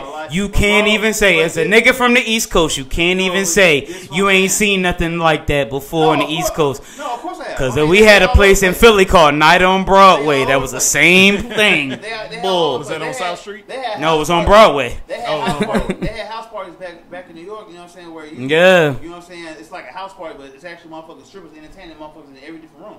But what I'm saying about this one is like, you had motherfuckers had guns. They had guns laid out. Like if someone was to pop off, like nobody could hear anything pop off. It was so deep in that area. There was nothing around it. But when I tell you, they had some of those nastiest females in that motherfucker stripping, making whatever money they could. They had motherfuckers trying to lick these girls' pussies and shit. And I'm like, bro, like, who you don't even know these motherfuckers. These motherfuckers is trash. But you shouldn't have shown them motherfuckers love. These motherfuckers was making money. I'm talking about motherfucker. And then I seen the motherfucker go upstairs with a female. The female come downstairs like 20 minutes later. The nigga ain't even come downstairs. Nigga must have been asleep. She must have put on that nigga. That nigga must have been asleep. The snappy nappy dugout. Hey. That snappy nappy. Put a nigga to sleep. I'm telling you. What Red Fox say in fucking Harlem Nights? Pussy so good, toss it in and call sunshine. All right, bro. So okay, so I gotta transition. I gotta transition to our $1 million question. Tone been waiting on this motherfucker. Pause. All right. So first question. It's a 2-part question. First part of it is when you getting ready to go into. No. Wait. That's the end of the show question, and we're not. That's the first part. We're not nearing to ask that question yet. I actually have. I feel it's gonna be a better question after this one, so I'm just being honest. I actually have a question before you ask that question, bro. I'm sorry. I apologize, Don't bro. apologize, motherfucker. This your show too. Shit. So my brother, he knows me, and I know a lot of people from New York. I lived in Fort Greene for 6 months. So when I have a real distrust with people from Harlem. I really do. So when I wasn't even gonna bring that up, but guess what? You put that clip up last week, and I said it's all about real. It's all about real. It's all about real. Favorite fucking episode. It's all about real. It's all about real. I don't like to lie on this show. So when I told E not when I first met him, but after I got to know him, I'm like, yo, you don't really seem like a Texas nigga to me. Like, you seem like a nigga from Harlem. And he was I was like a southern version, but a nigga from Harlem. And he was like, why? I was like, yo, like, you real flashy, you dress clean, you talk clean, like, but there's something that's inside of E. Pause. I don't know if he found it yet, but he really does have. He has a more intellectual street smart about him, and that's what I peep about a lot of niggas from Harlem. But they so smart and so grimy sometimes, and I apologize. No, you good, bro. But it'd be like, bro, I can't fuck with you because I think you plotting. And I don't know. I got a whole scheme. I'm sure he does. But I am from the East Coast, nigga. I'll catch your scheme before. Yeah. Here's what I'm not even upset about that, because what I will say about motherfuckers from the East Coast is like, you know who to fuck with, you know who not to fuck with, and you know if you from a certain place, you know certain places have reputations. Like if you're not from New York, you go to Brooklyn. You can't be too friendly in Brooklyn. Motherfuckers will rob you in Brooklyn. They do not give a fuck. Like as soon as they look at you, like, oh, this thing ain't from here. Happened to me twice. We finna plot to get this nigga. He ain't from here. He don't know anything about this. He ain't know where we stay. He don't know nothing about us. We finna get this nigga. Queens niggas, they not gonna rob you, but they with the shits, bro. You go in there some disrespectful style shit, you might not come out of that. Supreme team. You might not come out of that. Supreme team. They all Supreme team. Bronx motherfuckers, you got mostly Spanish people out there that are mixed or Spanish descent. They gonna have your ass lying somewhere chopped up, but they ain't gonna find you. I make somebody from Harlem my godfather before I even introduce my kids to somebody from the Bronx. This one thing people like from me being from Harlem, like we got a bad rep on. Like Harlem niggas is cool, but at the same time we're very observant of who we fucking with and who we around, that we always think motherfuckers trying to get over, so we trying to get to them before they get to us. You know what I'm saying? That's just how Harlem niggas move and shit. I'm not saying I'm like that. I mean, when I was young, I was. I'm not gonna lie. Like, I'm like, okay, nigga, I'm hanging with you, but like, I always got my eye open because, like, nigga, you go try to get over me. I'm gonna get over you first. You know what I'm saying? But by me being old, it's like I don't move like that. You know what I'm saying? So outside looking in, like, because like my family wasn't from New York, but they used to go to Harlem all the time. And Harlem was back in those days what us in Islam we call it Mecca. Like that was where all black people went to go. So people from Harlem to us to family members that I had, ancestors that I had, didn't come from Harlem. They were sedity and bougie. And then Harlem, as it grew, and it was still kind of a black Mecca, it was like, yo, the black folk in Harlem, like, they flashy. Watch flashy people. Hey, I'm telling you, like, it's always been. But it's not like that. But it's really what I learned in my generation. Like what I learned, like even, and I really didn't learn it until after I said that about you. Harlem not really like that. Like it's the black people in Harlem is like black people in other boroughs. The one thing that unified everything, and Brandon, you can tell me if I'm wrong, gentrification. Yeah. Because so Harlem was high-class black folk back in the 60s. Brooklyn, you were in a very small area. Queens was... Actually, most of the boroughs were controlled by Italians. Yeah. But black people had small areas. Brooklyn had a bigger area of black folk. Yeah. Where Queens had a smaller one. The Bronx was almost minuscule. And then there was Harlem, where you get your Bumpy Johnsons and Frank Lucases and shit like that. Apollo Theater. I've been there. But you also got to understand, too, like, preach on it. 60s, 70s, 80s, like, when the drug trade was happening, when the crack was coming in and the coke started coming in, like, when that shit was really big, like, to get the best shit, you would go to Harlem. You had to. You had to go to Harlem. You had to go through Harlem. You had to go to Harlem to get the best shit because you had some of the main drug dealers down there that was getting so much of the purest shit. Nicky Barnes, you know Frank Lucas. Yeah. Even, you know what I'm saying, Mitch and Al Poe, like, them niggas really real known drug dealers that you knew they were selling drugs, but at the same time, like, they were untouchable. Like, cops didn't know where the shit was coming from. So you usually fuck them niggas unless you caught them niggas slipping and shit. So I feel like if you was from anywhere in New York, like, if you wanted to get some good shit, you getting on the 6 train and you come to Harlem, get whatever you need to get, and you going back where you at. And then by niggas getting high and shit in other places, they coming back to Harlem and shit. So motherfuckers was like, okay, well, I'm selling drugs. I'm gonna dress like I sell drugs. Niggas was dressing fly and shit, like, had the best shit compared to some other niggas in the East Coast. In like, our niggas generation, was just, you had fucking Dipset. Like, yeah, you know what I'm saying? Like, and that's another thing. Like, as a Southern nigga, like, that was not my first. I'm sorry to interrupt, no, you bro. good. Like, as somebody from the South, like, that was not my first introduction to Harlem. Like, obviously, I knew what the fuck Harlem was just through Black history. But as far as from a hip hop scene, like, it was just like, okay, cool. Like, these Harlem niggas, like, these motherfuckers wearing pink and, you know what I'm saying, all this type of shit. Like I say, sorry to get y'all right. But Harlem was, and flashy.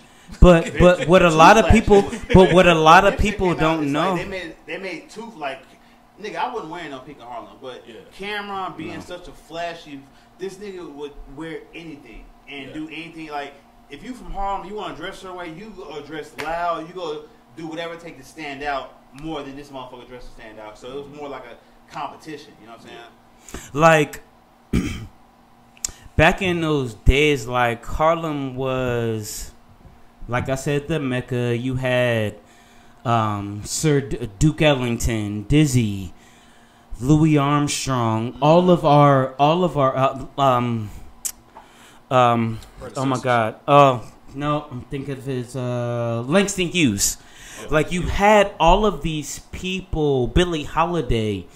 That's where they really made their name, was in Harlem, because Harlem was Black Mecca. Yeah.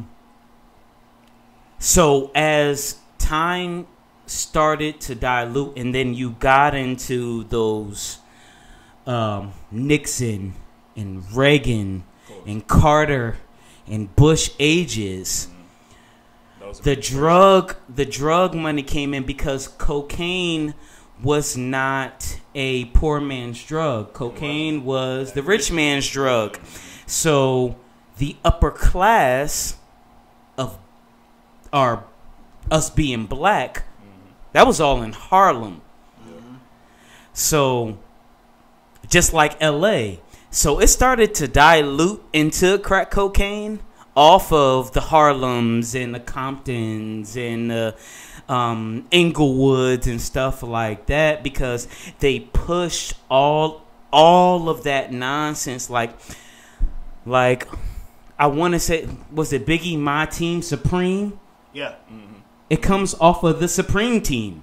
Yeah, you said that earlier. Yeah. And Brother Supreme, he still.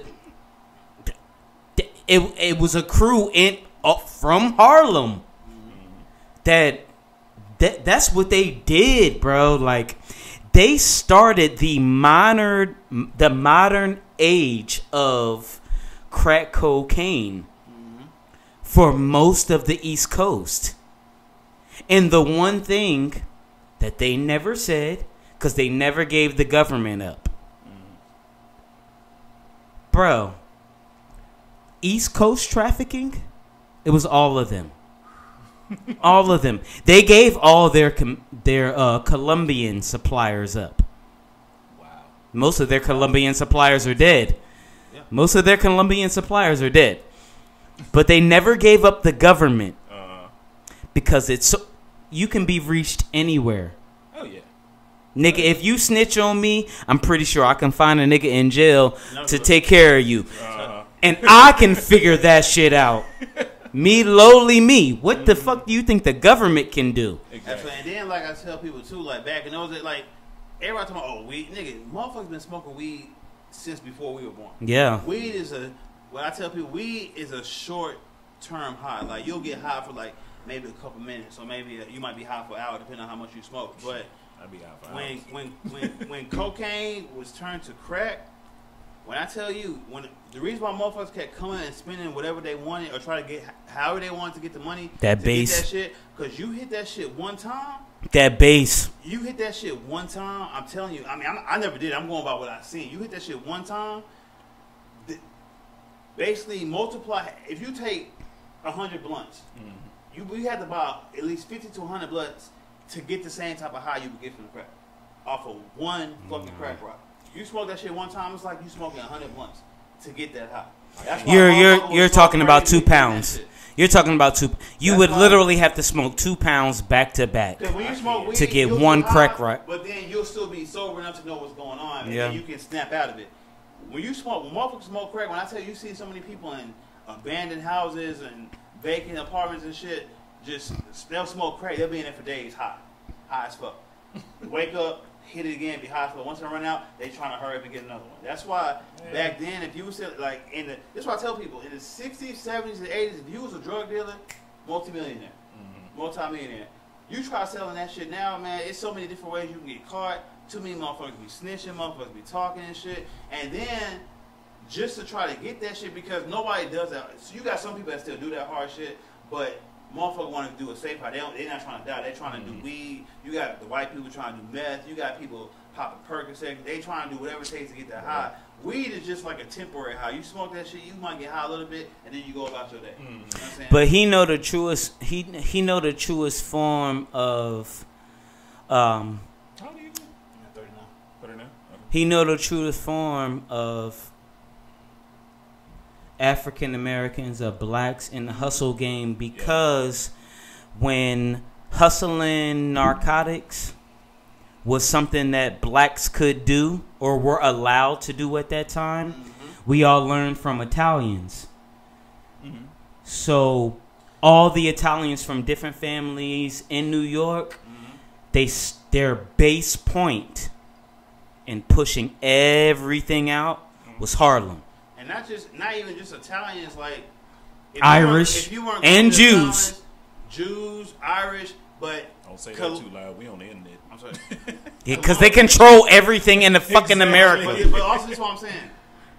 Colombians, when I tell you, Colombians are the king and queens of the drug trade when it comes to cocaine, crack, because you go down there, they give you the purest shit. Like that shit's so pure. If you hit that shit one time, you can die. That's how pure. Yeah, but they ain't nothing but. That's why if you get some dope from the Colombians, you can break that shit down so much because if you just as soon as you get it, if you just try to get high right then, you go die. There's no way, shape, or form, or fashion you think you can survive off doing coke or doing crack that pure. You're gonna fucking kill yourself. But that's why they couldn't control a market here because they can sell it. They could sell it to us so cheap for what we thought was cheap because we was going to break it down and make millions off of it. Because what they call it now is fish scale. Like fish scale is like blue magic. Like fish scale is the purest cocaine that you can get, but it's not even 80% pure. Fish scale's not even 80% pure. You can get like fish scale for like between 76 and 78% pure. Welcome to Drug Talk, y'all. My name is Eric Boyd. I mean, I know my shit. I used to sell drugs, bro. Like I used to sell drugs, so I know what it is. Like I got locked up. I got drug charges and shit, and it just be like, hey, can't nobody do nothing to me now about it. But it's a true history of what it was. What black folk did. We took off of Italians and Irish because white folk did teach us one thing, and they don't even use it now. Is family is everything. Family is everything. Yeah. Like we talked about Frank Lucas, his whole organization was built off of family. Yeah. Like family is everything. Even family will snitch on you. Oh hell yeah! But family is everything. A whole gang is what they call it now. Black Mafia family was built off of black people who learned from Italians in Harlem. Yeah. Like, and I guess I say that to say this. Harlem has taught so many black people so many things that we don't even know. Even everyone from the South, the unity and the backing our musical artists and our other creative artists, it all came from Harlem because there was this cesspool of people who had a little bit of money and they put it back into the community. Before they burnt us down in Tulsa, they couldn't burn us down in Harlem. Tom Hanks didn't know what that was until last week. They couldn't burn us down in Harlem. The whole nation would have known. They burnt us down in Tulsa because who gave a fuck about Tulsa, Oklahoma?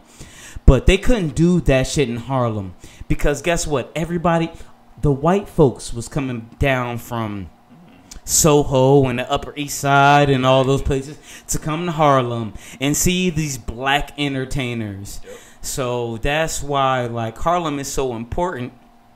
Until today, I ain't fuck with a nigga from Harlem, but I fucks with you, bro, because nigga, like I said on the break, like what we talk about all the time, these things, the conversations that we have during commercial breaks will boggle people's minds, and I'm just sitting here like, yo, that's a real nigga on a break, yo, for real.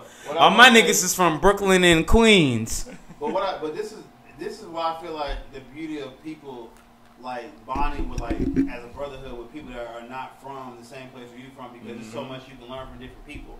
Like people from Louisiana, people from Houston, people from Harlem. Like if you're around people people from Arkansas, if you're around people that are not just from where you're from, like you learn so much more.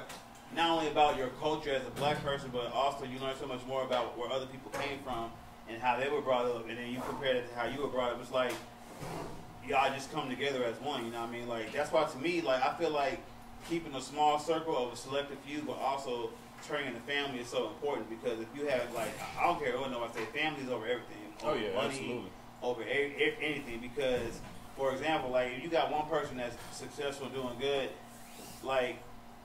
Not only are they going to try to do good for themselves, but they're going to try to motivate you not only to do better, but they can also motivate you to do something for yourself as what they're doing for theirs. You know what I mean? So I feel like family is a very powerful thing when it comes to motivating somebody to do what you want to do as far as making money, but not only making money, but also being successful in life and also being a better father, a better parent, a better person, a better brother. Like, motivation for other people, that's going to just make you want to be better each and every day. Yeah, absolutely. That's just how I feel about that. All right, so like I said, I got to get to a question, man. And I feel like right now is the time. Pause. Oh, Lord. All right, so like I said, 2-part question. First part is, what's your give me your top 5 songs for like getting ready for a shift, like getting you in a hustler's mentality. Like if I had to listen to these songs, or if I do listen to these songs on the way to work, I can't really say songs. I'll say artists. Okay, cool. I will take there's so many different songs that get me motivated before a shift.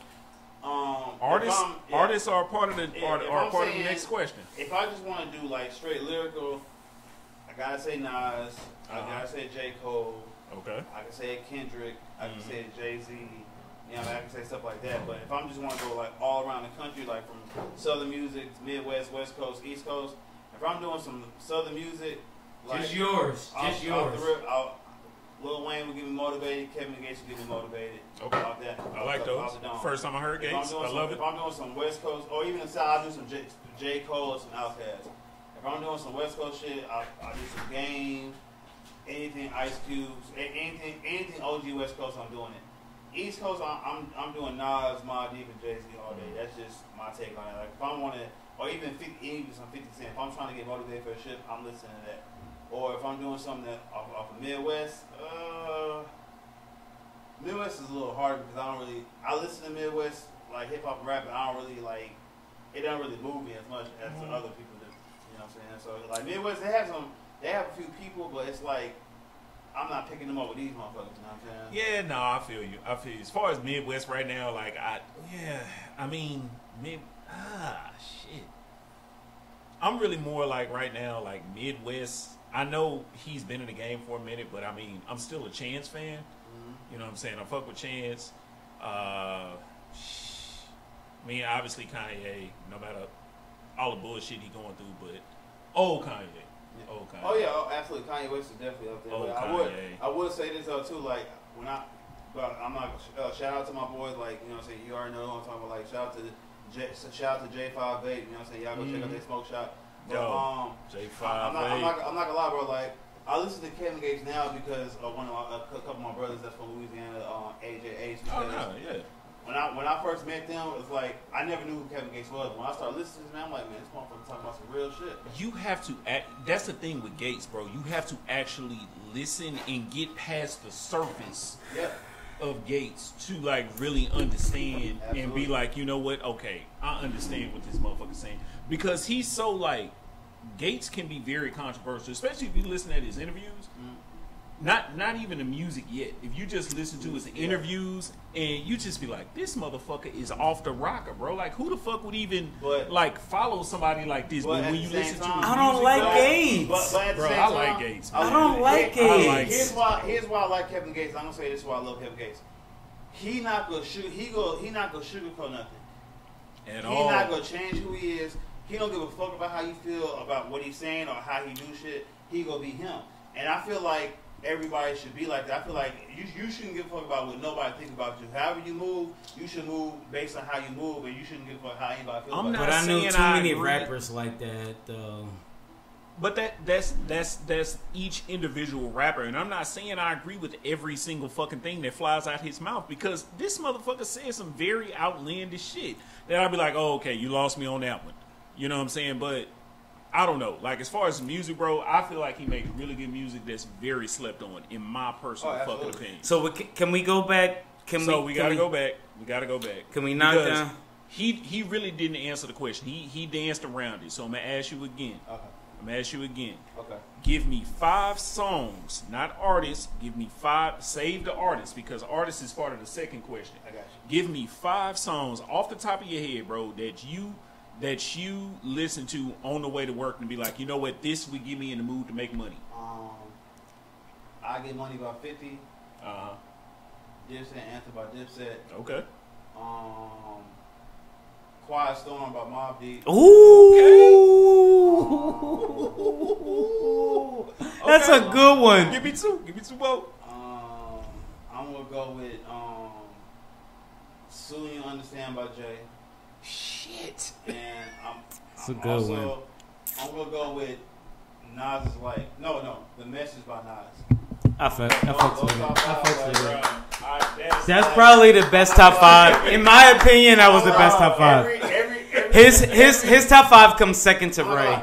If I had to add a sixth No, one, it's if first I had one. to add a sixth one, I would put No Role Models by J. Cole, because it's just those songs are just so motivating me, not just for money, but it gets me ready just to get my day started. You know what I'm saying? Because when I listen, and not just the beat, but if you listen to the message in them songs and what's being said, it's like, why not? I mean, I need to get up. I should have got up early. You know what I'm saying? Like an hour too early to do what I got to do. You know what I'm saying? So I feel it. It's just those songs, but it's too many songs out there that can get me motivated. But those particular 5, and I know it's like, to me, the message. A lot of people like, what the fuck is the message? Like, if you listen to that, still I'm a Nas fan, so the message. That's the second song. Streets Disciples was my favorite joint. Streets Disciples was the shit too. And then a lot of people like, and then it's nothing like when One Mic came out, like, oh, Nas. I said, bro, Nas has been that nigga since day one. Bro. Like, way before.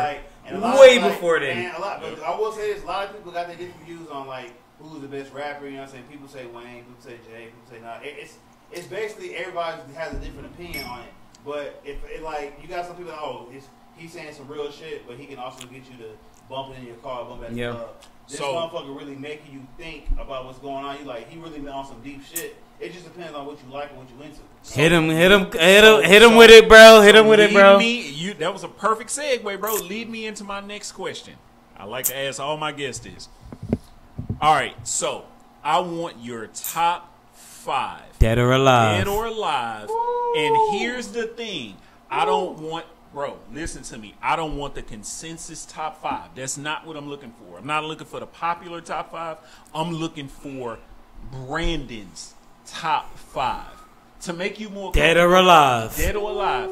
To make you more comfortable, To make you more comfortable, I give you my top 5 just to show you how, you know what I'm saying, just to show you how I'm rolling, all right? Mm-hmm. So it has to be, not has to be, but it can be in no particular order. Mm-hmm. So my top 5, which I last did on Ray's episode. Yeah. It was no particular order. Wayne, I'm sorry. Let me rephrase. Number 1 will always be Hov for me. It will always be Hov. Mm-hmm. All right, so number 1 Hov, 2 Wayne, 3 Kiki, Lil Kiki, you know? I know that. All right. Kiki, Jada, and shit. What was my 5th one? Oh, Biggie. Sorry. Oh, bro. That's my top 5. Before I answer that, I never say Jadakiss as a solo artist, but I have to say Locks because I will give you that caveat. When I tell you, I'll give you that caveat. Is Jadakiss the better rapper? Then who? I'm talking about out of the 3 of them. Out of the 3, he is. I will give you one. But all 3 of them. Wait a minute, Brandon. So you have to be careful, and I have to be careful. I have to be careful as well. Styles P. Because Styles P is my. They all are good. And I'm gonna say this. Stop avoiding the question. Styles P is my favorite rapper. Styles P, what? My favorite rapper's favorite rapper. I will say this. He's my favorite rapper. I'm gonna say my top 5. I will say this though. Styles P's album Gangsta and Gentleman is better than all of Jadakiss' albums. No! Get out. No! Listen. Get out. I quit. No, listen to me. I don't want to be on the show no more. Nah, bro. I don't want to be. He lied. He's not my favorite guest no more. He lied. Let me. You better. We gonna give you the floor, but you better. Oh you my better God. explain. I love Jadakiss. I feel like Jadakiss is the better rapper, the best rapper of the lots. I will say that. But as far as production of the album, I'm not just saying lyrical because they all lyrically are gifted. When it comes to production on an album where every song hit, Jadakiss' first album, loved it. My favorite song on that album is Feel Me, number 9. Feel Me is my favorite song. It's my favorite song on Jadakiss' album, and I feel like Jadakiss is the best member out of Locks. I'm not saying he's not. But as far as the album, agree on that. As far as the album out of them 3, if you listen to Gangsta and the Gentleman, as opposed to Jadakiss's first few But albums. Gangsta and the Gentleman wasn't an album. Is a classic example of a well put together album. It's not an album. Start to finish. What is it? It's not an album. It's a mixtape. It was a mixtape turned to an album. So many people do it. It started off as a mixtape, but they put it out as this. I thought it was a mixtape as well. It was a mixtape. They turned it into an album after he got signed. That's like His independent deal turned it into an album. Yeah. But if you after this podcast, after this, if you would go, I kid you not. Look, bro, you can't see Tony's face, bro. He is so mad at you. Right there. He is so fucking mad at you. I can pull on my Apple Music. We can listen to that album from start to finish. I don't hear we can't. I mean, okay, not here, but I'm saying if you listen to that album, it's he's not better than Jadakiss, but that album was well put together more than that Jadakiss first album was. I will say that. Okay, but that's fine. That's fine. But as long as you, we're talking about the artist. We all acknowledge that Jada is the better MC. Yes. He is. Okay, cool. Yes. Okay, cool. We could have saved 3 minutes. But even in saying that, Styles P said, "I'm your favorite rapper's favorite rapper." Yeah. And my favorite rapper is Jadakiss. His favorite rapper is Styles P. Yeah. So okay, so my top five. My top five. Okay, I was gonna say my top five. All right. I gotta put Nas. Okay. I gotta put Jay because I've been Jay-Z from '96 from Reasonable Doubt to now. Like, is that nigga? I don't care what nobody say. Okay. I love Big L. Damn, I miss Big L. I'm not mad at that. I love Big L. Mm-hmm. A lot of people might. I don't know. A lot of people. Master Ace is one of my favorites. I'm not saying he's the top 5. Wow. That's the first we've never heard that. Master Ace is good. I love Talib Kweli. Ooh. I love and here's why I'm answering like this, because you got a lot of people that like the same rappers because of what they hear and they going based on the movement. But bro, Talib Kweli, since I first heard him get on the mic, I'm like, bro, this motherfucker's different, bro. He different. He talks about everything. Yeah. Any topic you can think of, from women, politics, racial, culture, street. He is our only true conscious rapper. He is the only true conscious rapper. He goes deep. Oh, I met him at the first one I used to work. Oh, you met him? Waited on him. Nice. Best experience of my life.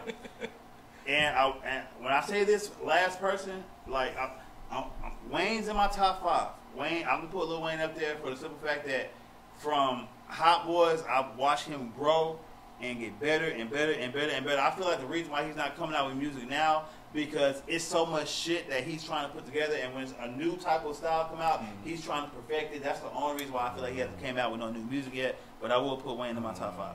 Okay, so I'm gonna say something real quick. I'm gonna give each of us an honorable mention, because Tony already said his top 5. I didn't say my top 5. No. I'm saying you said it on another episode. Well, let me give my top 5 for this episode. Yeah, no, absolutely. So, Jadakiss. Of course.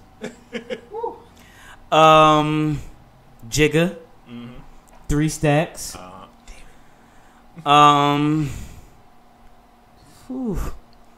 That I'm gonna go ahead and spoil it. That was my honorable mention. This is what 3 Stacks? Yeah. I will say this before you. I heard you say 3. Hold on. Okay. Hold on. So Jada, Hove, 3 Stacks, Biggie. Yeah. That's 4, right? That's 4. I'm surprised nobody said M yet, honestly. Anyway, no disrespect. No, I'm just talking about just based on lyrics. But my 4th one would. 5th one. No, my 5th one would have to be. Hey, just like he got me about the Styles P. If he don't say this right, I have to know why. Go ahead, sir. Go ahead. Nah. Huh? It was Styles. So. Oh, Styles was 5th? Yeah, it was Styles. So. Okay, I got a question. I got a question. That's your top 5? That's your top 5. I said Biggie. No, okay, that's cool. This is the question I have, and I feel like this question is valid. I feel like the explanation should be valid, and I feel like I should get an exceptional explanation of why this guy's not in your top 5. How can you not being from Jersey, being from the East Coast, not have Nas on your top 5. I have to know. Why wouldn't you have Nas on top 5? So Nas is in my top 10, but there's a reason why Nas is not my top 5. Because just outside of my top 10 is Raekwon. There's actually a couple members of Wu-Tang that are above Nas to me, because they were kind of like everything. Like, and I love Nas, but the first time we had this conversation, and it was one day I was sitting in the car and I started listening to a Wu-Tang album, and I was like, damn, why haven't I said Raekwon or the Jizza or the RZA or Method Man? Because Meth still got solid bars right now. Right now, Method Man is still killing it. Here's why I'll say a lot of people not agree with that, because I love Method Man. I'm not saying I don't. But the generation now only wants to listen to a certain type of music. You ain't talking about females, you ain't talking about getting this money, you ain't talking about being in the streets, motherfucker ain't gonna listen to you. And I'm just being all the way honest. But you got some people that are more mature that listen to a variety of music. Yeah. But I have a top 5 I gotta ask this. I have to ask this. Like, women, y'all can judge me. I really don't give a fuck. Y'all can judge me all you want to. I have to know this. From... I'm 39. How old are you? 36. And how old are you? 33. Okay. From 2000 to now, if we had to go video vixen, I asked all my homeboys this. Who's your top 5 from 2000 to now? Top 5 females. Artist? No. Looks. Oh, Corinne. Looks. Corinne. Corinne. Wait, are we talking about strictly video vixens or just celebrities? Celebrities. Corinne. Singers, Corinne. We already started the show out with porn, bro. We started the show with porn, bro. Of course it would end this way. I gotta know. Corinne Steffens. Is that based on her skill set? No, or her he's look set? saying women in general, not video vixens. In general. Corinne Steffens was a video vixen before she was a porn star. In general. No, he's talking about women. Just women. Oh, I don't know. I don't know shorty name. I got my top 5. My top 5. This is based on, for me being a young until now, I have a top 5. I thought long and hard about it, and I'm gonna say we're just talking about celebrities, right? Celebrities, singers, video vixens. Okay, just celebrities. Got it. I can't say porn star because motherfuckers already know what motherfuckers say. I already know my number 1. So. But he can't talk about porn stars because he's a porn star. Right? I will say this. This is my top 5. They call him Big Baby B.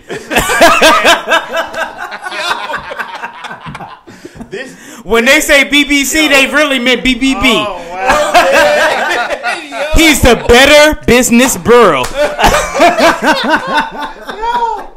Here's my top 5. I fucking hate you. I'm basing my top 5 based on looks, personality, and how you move. Mm-hmm. Here's my top 5. If anybody knows his name or don't know it, you go learn it today.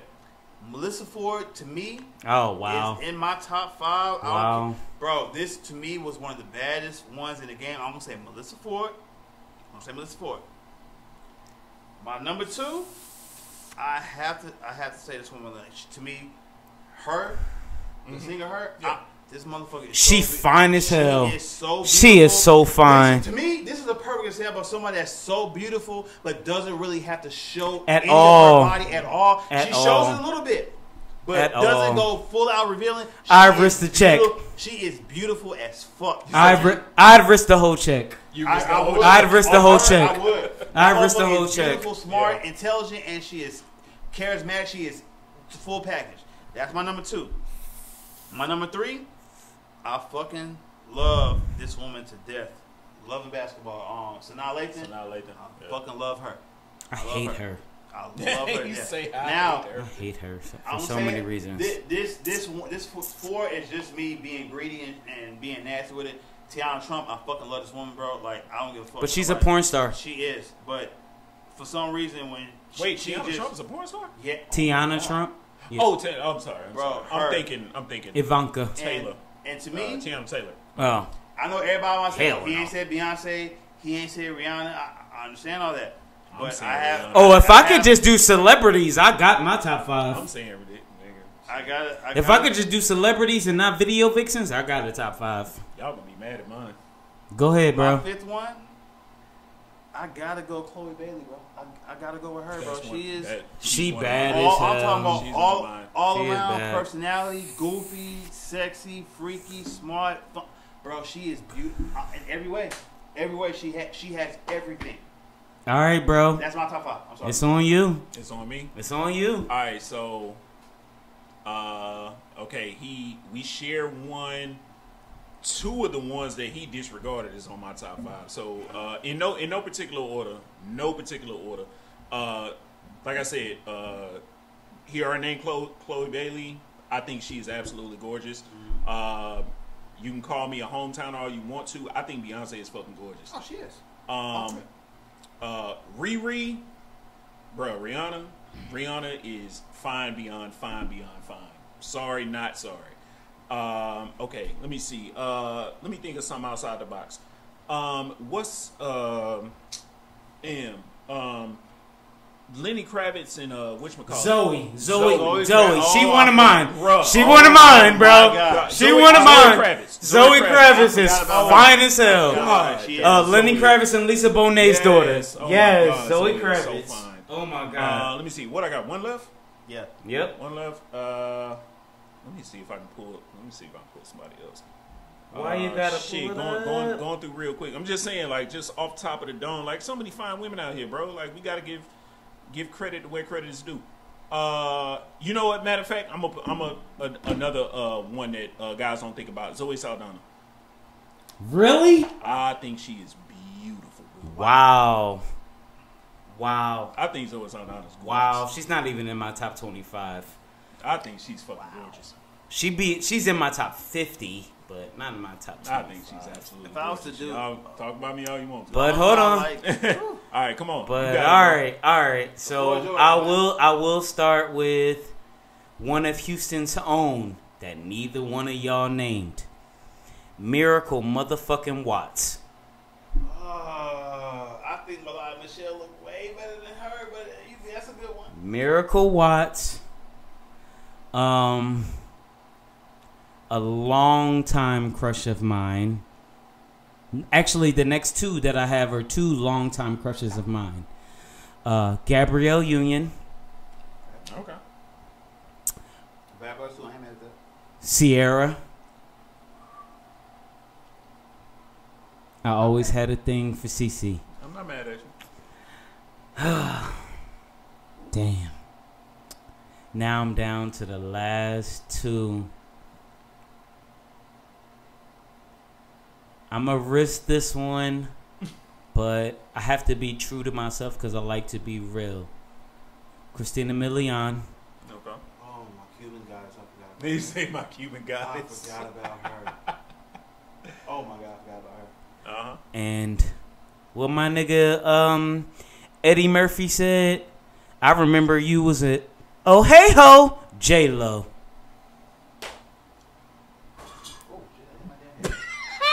J-Lo, bro. She just the ass made you do it. It made you bump your head on the table. No, it wasn't just ass, bro. It's just like, you know how you got women that, like, they age really well? Like Halle. Halle Berry, J-Lo, Shakira, Beyonce, like... Vivica. Nah, I'm not going to say Vivica. Here's why I'm Well, not no, saying- as she got into her like late 50s, it started okay. to like trend down. But It did. when she started to get into her 50s, it was like, damn, bitch, you still bad. I was gonna say, nigga, she's still Yeah. fine. Ooh, Can I have one outside of the box? Selma Hayek. Oh yeah, you got that. You got that. Oh, You got that. You got that. Nigga. now, You got that. I'm going to go outside the box now. To all my black women, please forgive me. I'm going outside the culture. We said that already. I'm going for me. I only got one white one on my list. The only one. She not white. She Hispanic. I only have one white one on my list. I ain't got no white one. I'm being completely honest with you on this. If he say this name, I swear to God, we related. It's my personal opinion, bro. I love slim to thick, kind of short, thick, kind of tall. I love them all, yada yada. Shout out to Jay-Z with the quote, but. Something about that Scarlett Johansson that plays Black Widow on Marvel. Bro! Universe. Are we cousins? Or what's happening, bro? What is happening? Bro, like, if I ever have Oh my God! If I ever had to go outside of my culture, yo, she would be it, bro. Like, I've seen her as a superhero. I've seen her as a slutty fucking female in that movie with that Don Juan. Bro, I'm like, this motherfucker is sexy as shit. It's her and Jennifer Lawrence for me. What was that movie she played in when they had that girl strip and that little male stripper died? They thought he died. She was looking good in that motherfucker. I'm like, bro, like Scarlett Johansson looks good. Oh my God, bro, she just so fine. She's a beautiful one. She's a beautiful woman, bro. Bro, like, that was the one. I knew it. Something said he was gonna say that shit. If I had to go outside, my race, it would be her, bro. It would for me. It would be her or Jennifer Lawrence. I love Jennifer Lawrence. Hunger Games. Oh my God, I never seen it. I know who Jennifer Lawrence is. I'm just saying. Oh my God. I've never seen Hunger Games. Oh my God, bro. Now I know this is your podcast. I'm gonna ask this. I'm gonna take it to the service industry real quick. All right, bet. Be careful. We ain't talked about nothing service industry related. We talked about like 2 times. Most of this episode has been porn related. Right. As a server, what do you feel makes the perfect shift?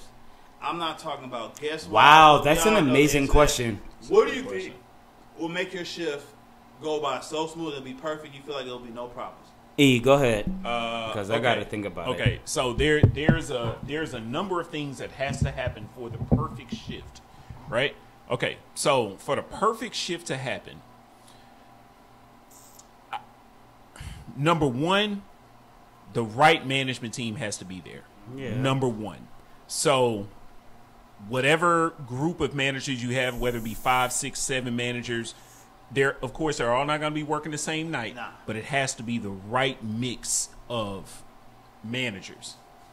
Number two, you have to look at the map that night. When I say the map, I mean the list of servers, the roster of servers that you have that night. You have to be able to look at it and see, I believe in this person, this person, this person, this person, this person, right?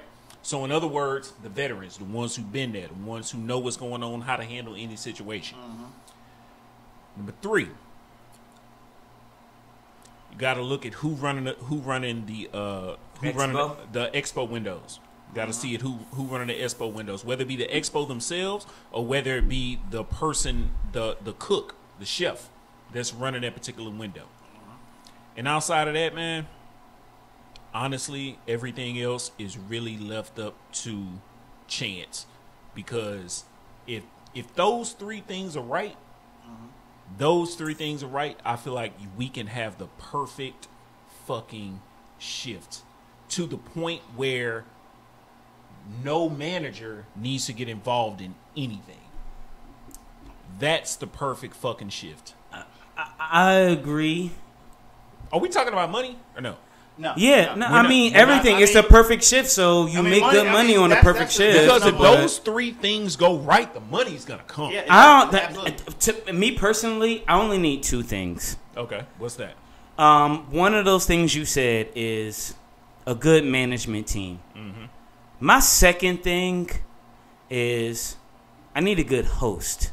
That's a great. If I get a good even if I have subpar servers working with me, it's fine, because my host knows well enough to know, like, okay, this is how I need to sit people to make sure that this works out, and then management will take care of the rest, because they'll manage the kitchen for me. I don't need to worry about the kitchen because I'm putting the orders in the right way. I need the host to sit the seats and, like, okay, it's a 16 top. No, let me not give somebody who's been here a month a 16 top. No, man, let me give somebody experience. You know what? We don't show enough love to the host, Tony. Thank you for bringing that up, man. We actually need that up to y'all real quick, bro. We need to get a host on the show, bro. The host is important, man. We need to get a host on the show. I think I got a good one. But those are that to me. That's what it is. Yeah, solid management and a good host. Man, I can finagle the rest of the shit. The bullshit servers, man, I could gas their head up and make them think that they're amazing, and they'll go out and they'll act amazing. Yeah. To me, all those are on point, but the two things that I also want to add to it, not only, I feel like whoever is the floor manager, how she sets up the map, to me, is key. Yeah, of course. If you put somebody in a certain situation where you know, or you're just trying to give them a chance to make money, but you know they can't handle it, that can fuck up a shift. You know what I mean? To me, because I feel like not only, I mean, I'm a team player, I don't mind helping, but I feel like that small little problem can like affect the shift, because you're like, okay, this person is like crumbling in that section and can't handle it, but the manager put that in the section because they're complaining about they're not making money. Yeah. But also, I also feel like having a floor manager that not only understands what's going on the floor, but also like is not going to nitpick at you when you're doing wrong. That person actually wants to help you. I mean, I don't mind being coached. If I'm doing something wrong, coach me up. I'm cool. I can be better. But at the same time, we just talked about coaching earlier. Be willing. If you're gonna coach me, be willing to help me too. If you see that I need help. Like if I'm in the 5-table section and I get sat 4 at the same time, instead of telling me what needs to be done, help me to get to what needs to be done and tell me what needs to be done after the fact. Instead of prolonging the process and trying to slow me down. Or let me know while we're working together. Yes. Instead of helping me with the problem. Because my thing is this, I feel like it's a whole bunch of managers that you didn't get a manager position because you're a good server. You didn't get it, or because you're taking care of your guests. That's not why you got the manager 99% of the managers I know were terrible servers. Yeah, you got the management position because you knew the knowledge of the food, you knew the steps of service, and you did that very well, and you fucking knew, like, you basically, whatever the manager wants you to do at that time, you were on it. You were doing extra. You're doing extra. That's how you became a manager.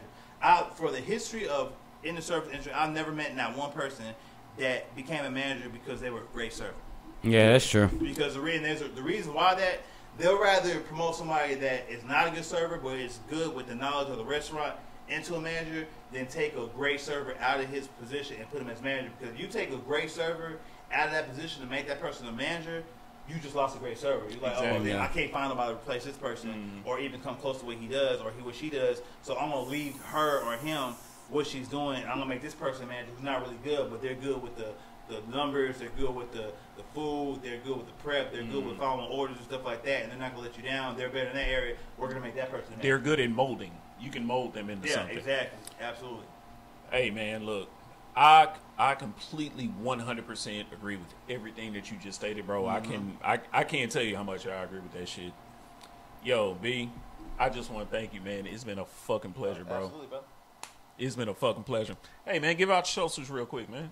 Huh? All your socials. Man, you can get me on social media at BeLoveCubaJam, Instagram, Facebook, Brandon Crossfield, BeLoveCubaJam. Those are my main social sites. I'm about to get rid of my Snapchat. There's too many problems for you. Too many problems. Too many female hustlers on there trying to promote themselves. I'm getting rid of that. You know what I mean? I've never had Twitter. I would never have Twitter. You know what I'm saying? So those are the only sites you can catch me at. You know what I'm saying? If you're looking for merch, as far as not my merch, but go to the Herd of Bison. My boy Kareem doing some big things with the merch as far as the style of clothes, stuff like that. Go to Herd of Bison. You know what I mean? I got my little bro Logan Crossfield. He about to hit the football scene. Okay. Going to be the number one cornerback in the nation. Be on the lookout for him. And also want to give a shout out to my brothers, AJ and Ace, for J5 Vape Smoke Shop. Absolutely. Go ahead and support them, man. Go ahead and support them. Bro, you the second person I done asked, man. Reach out to him, man. He won't respond to your boy. Yo, man, what's going on? Hey, man, hey. All up, bro. All up. I'm telling you, hey, I'm going to call out right now. AJ Jizzle, J5 Hookah. You talking about me, experience in the service industry. Jizzle, you need to get on the show. Yeah. You think I got something to bring to the table? This man, when I tell you, like, some of the stuff, I thought I was a great server, but working with this man, when I tell you, like, you know, you got certain people you work with, it's like a competition, but it's also to push you to do better, man. Yeah. working with this man not only made me a better server or better in the server industry, but he will push you to not only be the best, but to get as much money as you can. He's not gonna let you lack. So absolutely, if y'all want to do the next episode, y'all need to reach out to him, man. Jizzle, come to the show.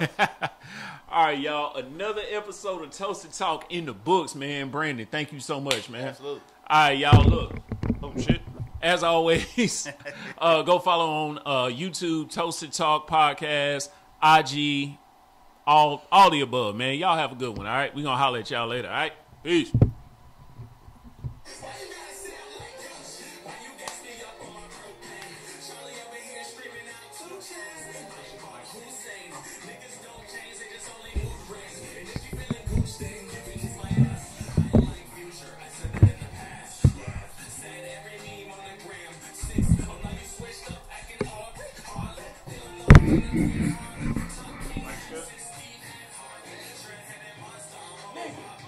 You was the hardest nigga to interrupt ever. God damn.